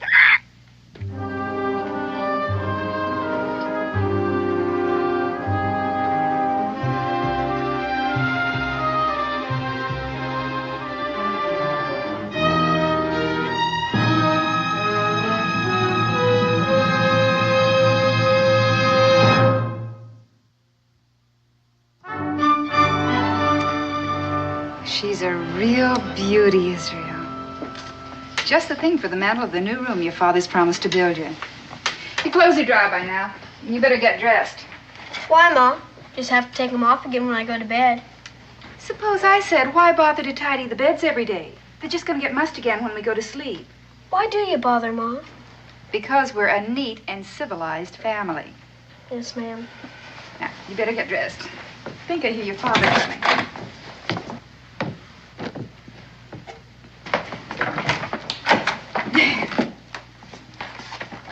Oh, you're back early. All finished. We can leave in the morning as planned. Oh, wonderful. Where's Israel? Changing his clothes. I had to wash every stitch of his clothes. I don't know what we'd do for excitement without that boy. We had plenty of excitement down at the government house today. I was there when some fella stole a dispatch case right out from under the nose of Commodore Morrison. What happened to him? Well, I don't know. The last time I saw him, he was heading for the hills, 6 or 7 soldiers after him. Where'd this come from? Oh, Israel brought it. Why, something wrong? Well, I don't know. This is an official dispatch case like the one all the ruckus was about this afternoon. How'd you come by this, son? Oh, I found it. Bottom of a well. King's seal. Did anyone see you with this? No, Pa. I was down there all alone. Israel, put your coat on. We're going to pay a visit to Commodore Morrison. This may be the box they're looking for, and if it is, the sooner it's returned, the better. Can't we just throw it away or something? Nothing's in it. Israel, this is the king's property. A man could be hung just for breaking the seal. What does it matter? It belongs to the British. The truth matters, Israel, and possibly keeping innocent people from becoming involved. We'll be back. Don't be late for supper. I don't think I'm going to be very hungry.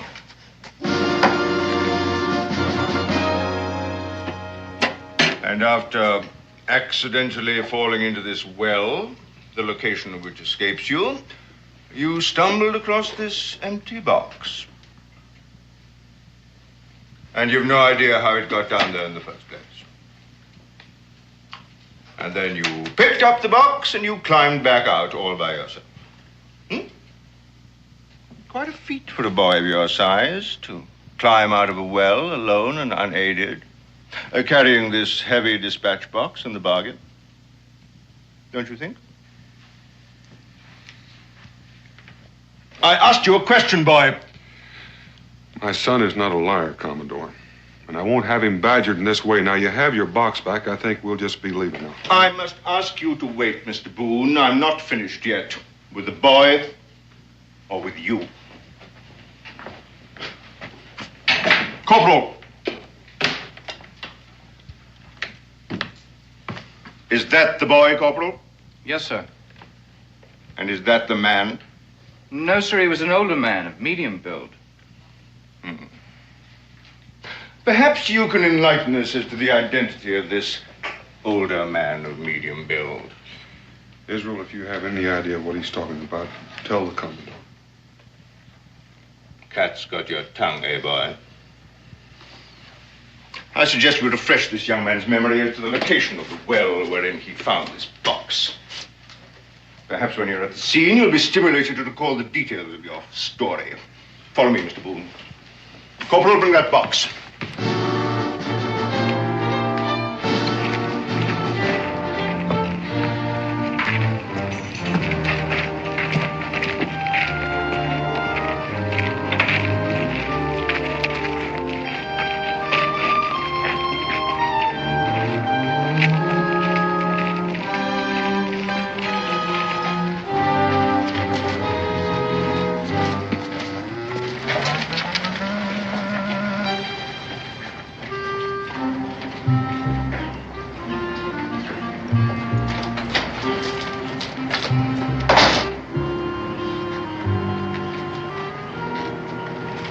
Young man, I submit that you did not fall into this well. You were lured in by an accomplice, this older man of medium build. I want his name.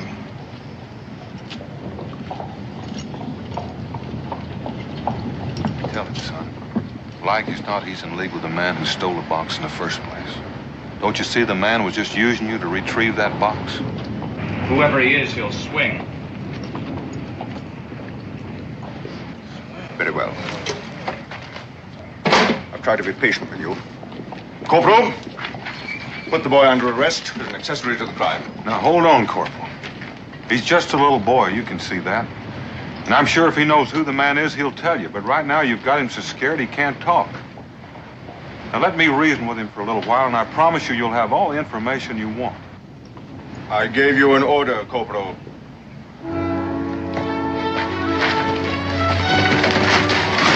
Put Mr. Boone under restraint.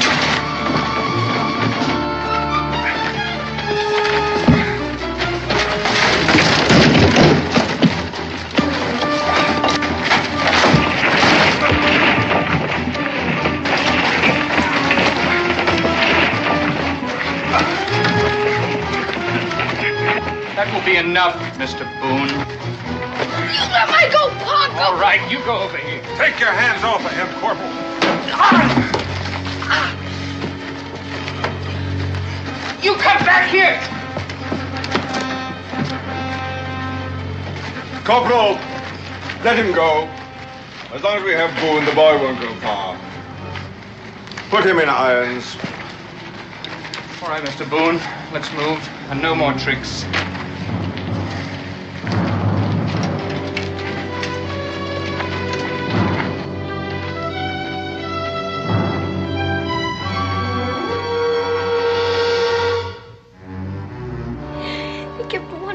Captain Jonas. It was all my fault. I started it.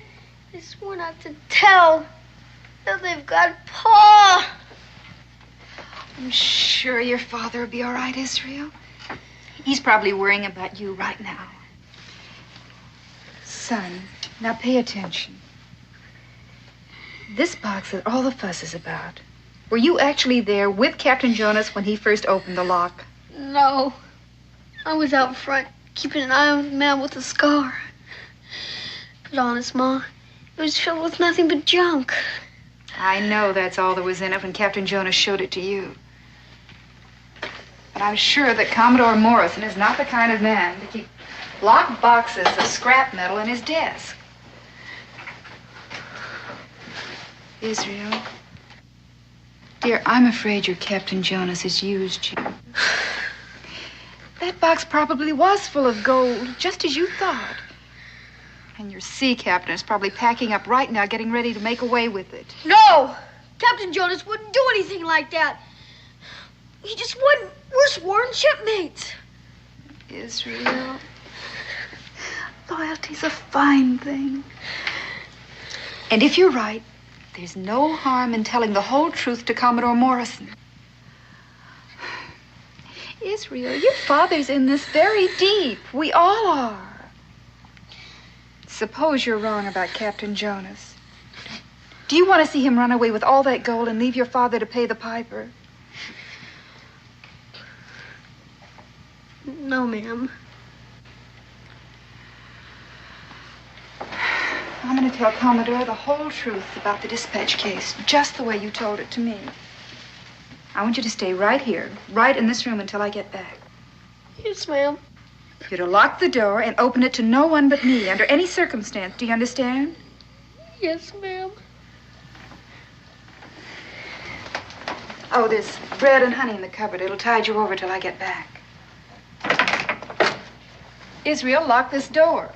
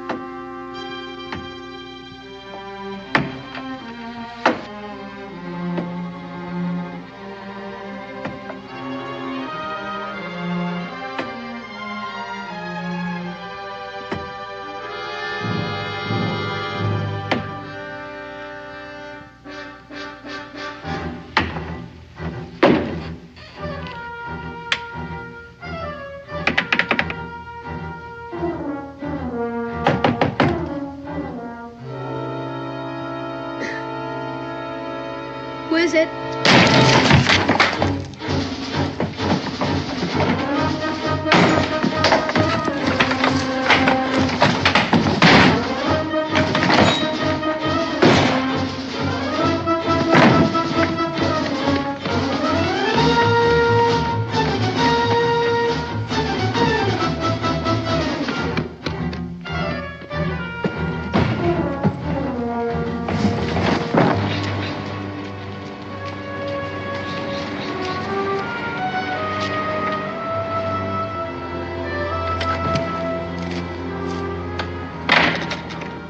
Corporal, I'm Rebecca Boone, and I'd like to see Commodore Morrison. The Commodore's at dinner, madam. You'll tell him it's very important, and I'd like to see him. I'm sorry, ma'am, but the Commodore gets very annoyed if his dinner is disturbed. At once. You may wait in his office if you wish. Now, you see here, Corporal. You've got my husband here and my child half frightened to death. I'm not going to sit in that office and cool my heels while your Commodore sips his after-dinner port. Now, you go tell him wherever he is that Mrs. Boone is here, and she has all the information he wants about his precious box. Now, you tell him if he wants to catch his thief, he better get here and in a hurry. Yes, ma'am.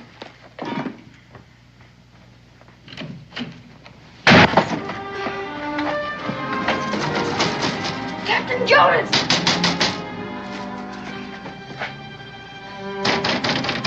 Captain Jonas!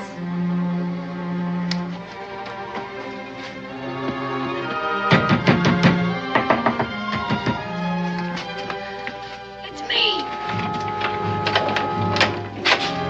The man with the scar is chasing me! Chasing you?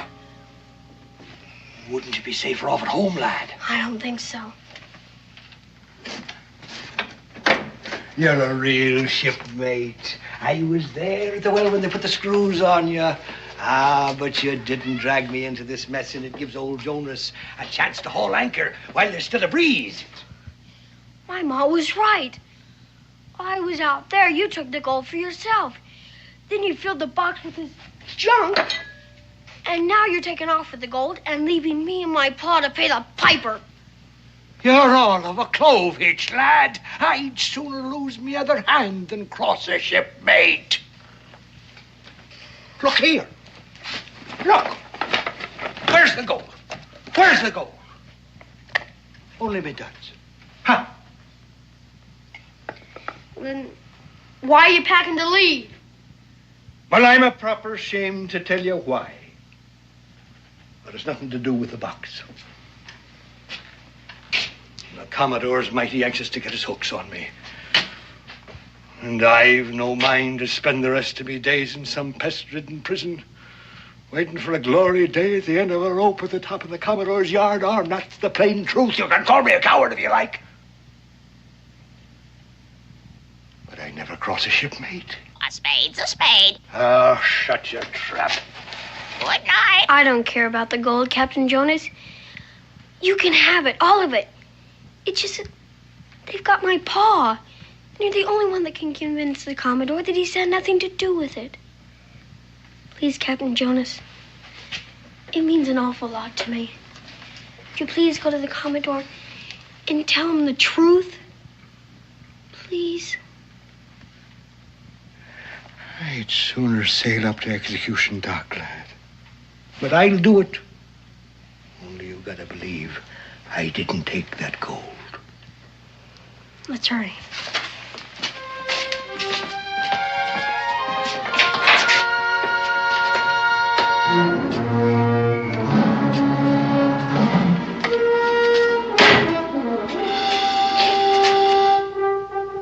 I have come for the gold. And until I have it, neither you nor the boy will leave this room alive.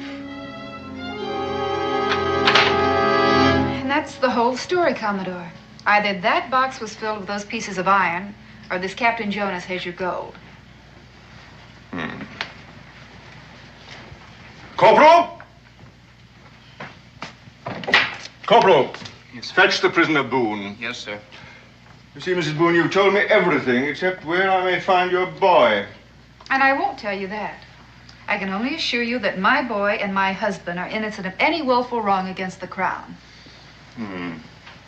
The jigsaw fits together very neatly, Mrs. Boone. Except for one small piece. I gave your boy every opportunity to tell me the same story you've just given me. Why do you suppose he chose to lie to me? Well, I don't understand that myself, unless it's some kind of childlike loyalty to Captain Jonas. Sworn shipmates, I believe, is the way he put it. Being a naval man, Mrs. Boone, I can understand it. In fact, I understand a great deal from what you've told me. Sworn shipmates. I'm afraid I have some rather bad news for you, Mrs. Boone. If your son had only told me the whole truth from the beginning, things might have been different. As it is, we are faced with a very serious situation. Becky, Dan. is Israel safe? Safe. Unchain him, Corporal. And be quick about it. I owe you an apology, Mr. Boone, but I'm afraid there's no time now. Your son's life may be in danger. I just left him. Whatever you have him hidden, Mrs. Boone, you best tell me, quickly. If this is some kind of trick. I assure you it is not. That box your boy found was indeed filled with worthless metal scraps. It was a ruse, planted in my desk to trap a scar-faced Portuguese who'd been stealing official secrets from this office. Well, then why did you want to detain our boy? A minnow to catch a shark, Mr. Boone. And you say our son's life is in danger? That Portuguese believes the box he stole was filled with gold. By now, all Phoebus must know it was your boy who found it. Wherever your son is, Mrs. Boone, that Portuguese is not far away. Now, please, tell me where he is. You better tell him, Becky. I'll take you there.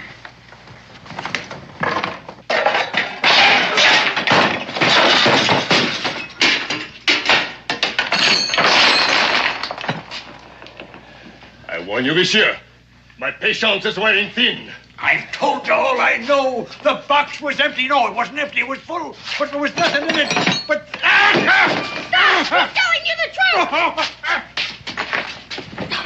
Guard! I've had enough of this. Now, if it is a game you wish to play, we will play it together. Now, there is him, and there is you, and there is me, and there is the gold. It is the two of you against me and the gold.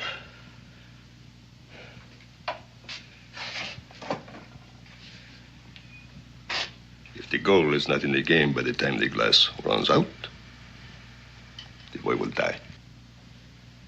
There's less than 5 minutes left in that glass. Then in less than 5 minutes, there will be only you and me to finish the game.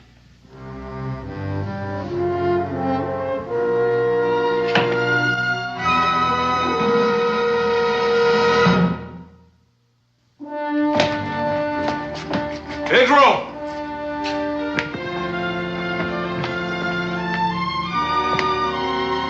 Israel!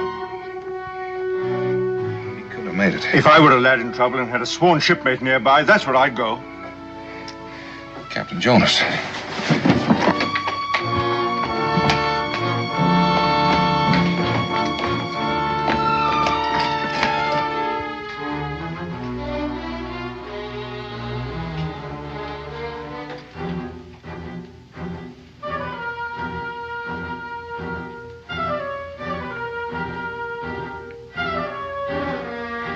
Wait. I lied to you. I've got the gold. An interesting game and very well played, monsieur. So you did have the gold after all, eh? Greed got the best of me, boy. I hid the gold in the old boot and I buried it after you left. Can you find it in your heart to forgive an old pirate? Just leave me alone. Swearing to be shipmates. And all this time you were double-crossing me. Now my pa will rot in prison, so you can roll in your coach. Oh, boy. Leave me alone. Don't even talk to me. I hate you, you scurvy dog. We are wasting time. The buried gold, monsieur. I'll take you to it on one condition. The boy goes free.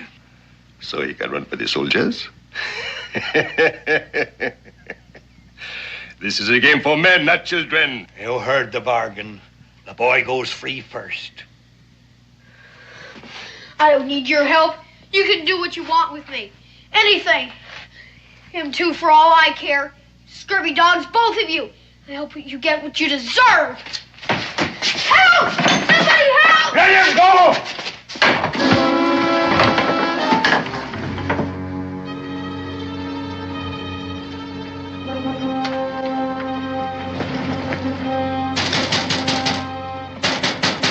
Open up in there. Maybe there's a back door.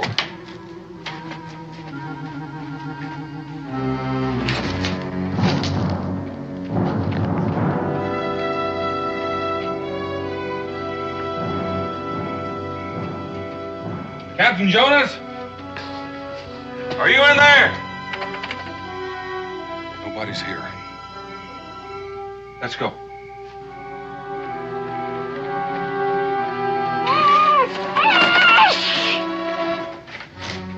Anything? Nothing. Corporal, assemble the garrison. Every man jack, on duty or off. I want them all in front of Government House in 10 minutes. Yes, sir. You saddle up 2 horses on the double. Go.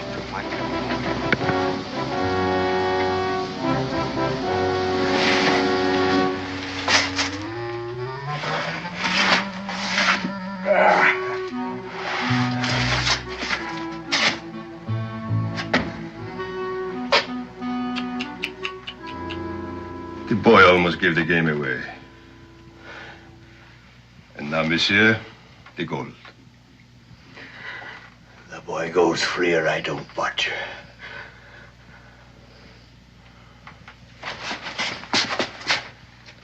I am to the bed.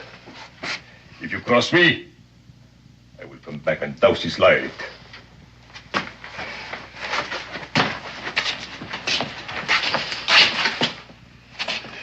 own good, lad.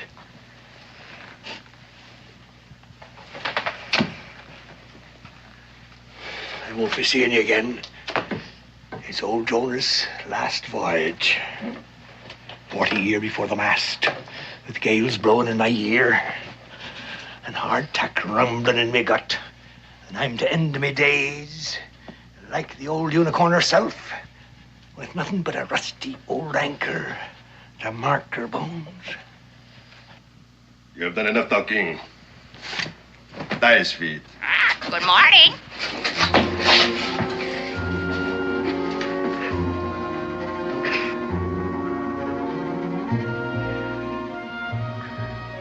It's enough. Get moving.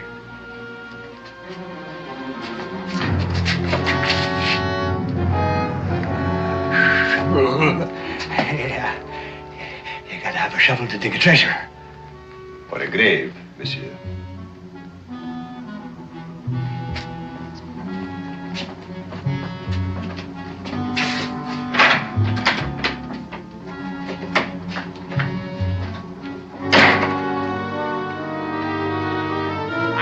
Well played, well played.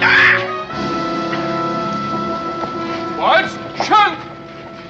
Right. You're to ride to the toll gate on the post road, you to the bridgehead at the river. And remember, a scar-faced man and a fair-haired boy of 10. Make haste.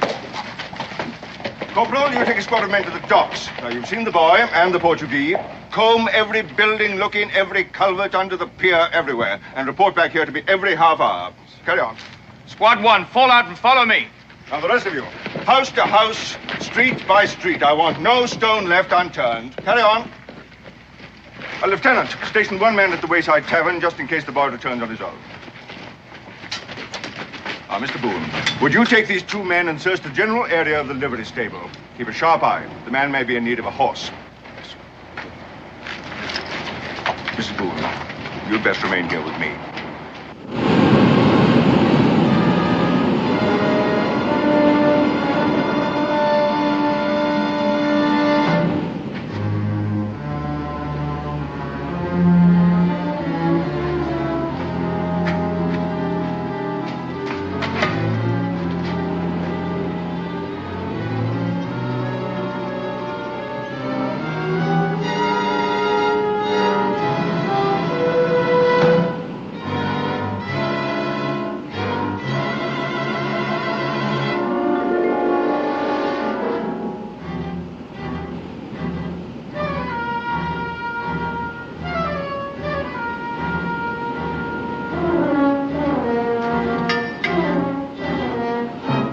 Father.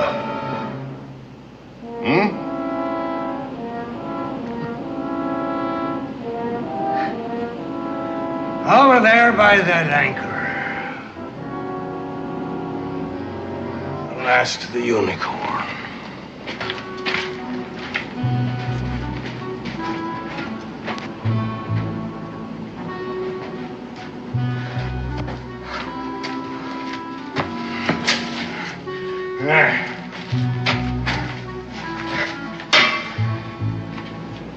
Dig.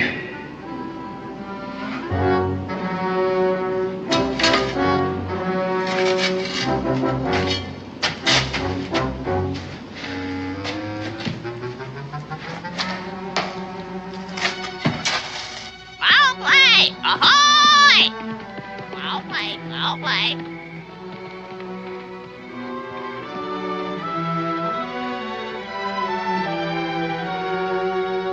Well played. Ahoy! You men, over here.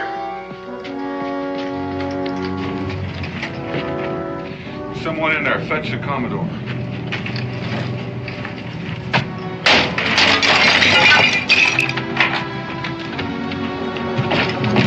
Well played. Ahoy! Who tied you, son? Captain Jonas.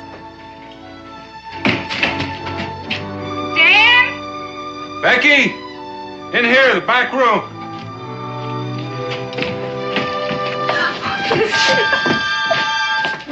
Oh, thank heaven, you're safe. Just like you said, Ma. Captain Jonas had the gold all the time. He's down with the Scarface man to dig it up. Did they say where? No, but the Scarface man said if he didn't get the gold, he'd be back to douse my light. Son, there never was any gold in that box. Just scrap metal. It was a trap for the man with the scar on his face.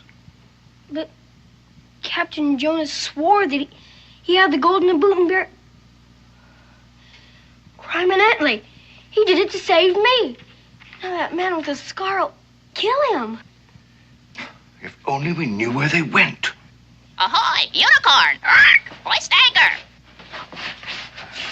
That's it, Pa. The unicorn. That's what he was trying to tell me when he was tying me up. He said he'd end up like the unicorn with only a godforsaken anchor to mark her bones. Israel. Honest, Ma, that's what he said. The exact words. I know where the unicorn lies. I know exactly where. You two stay here. He may be back with the boy.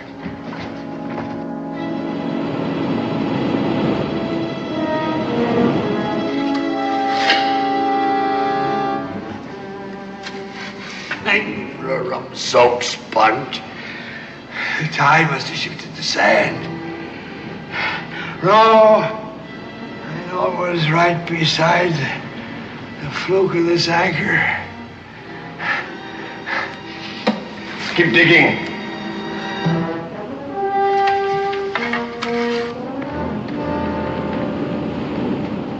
Hurry, Pa!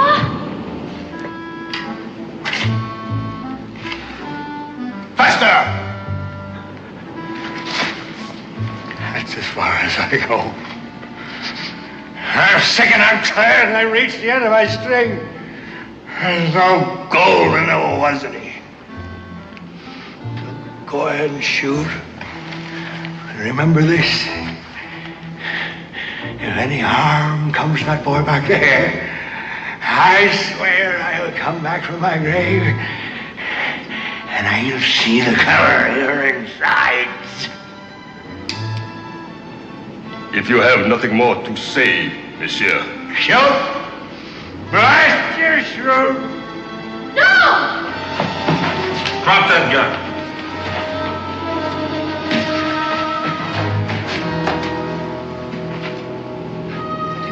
That's what I meant, Mrs. Boone, about shipmates.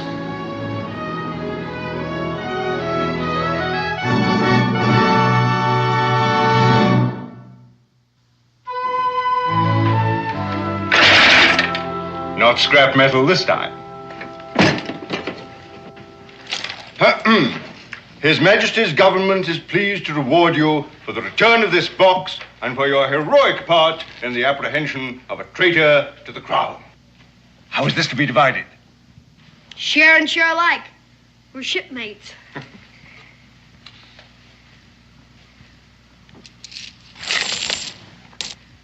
Crime and Etley.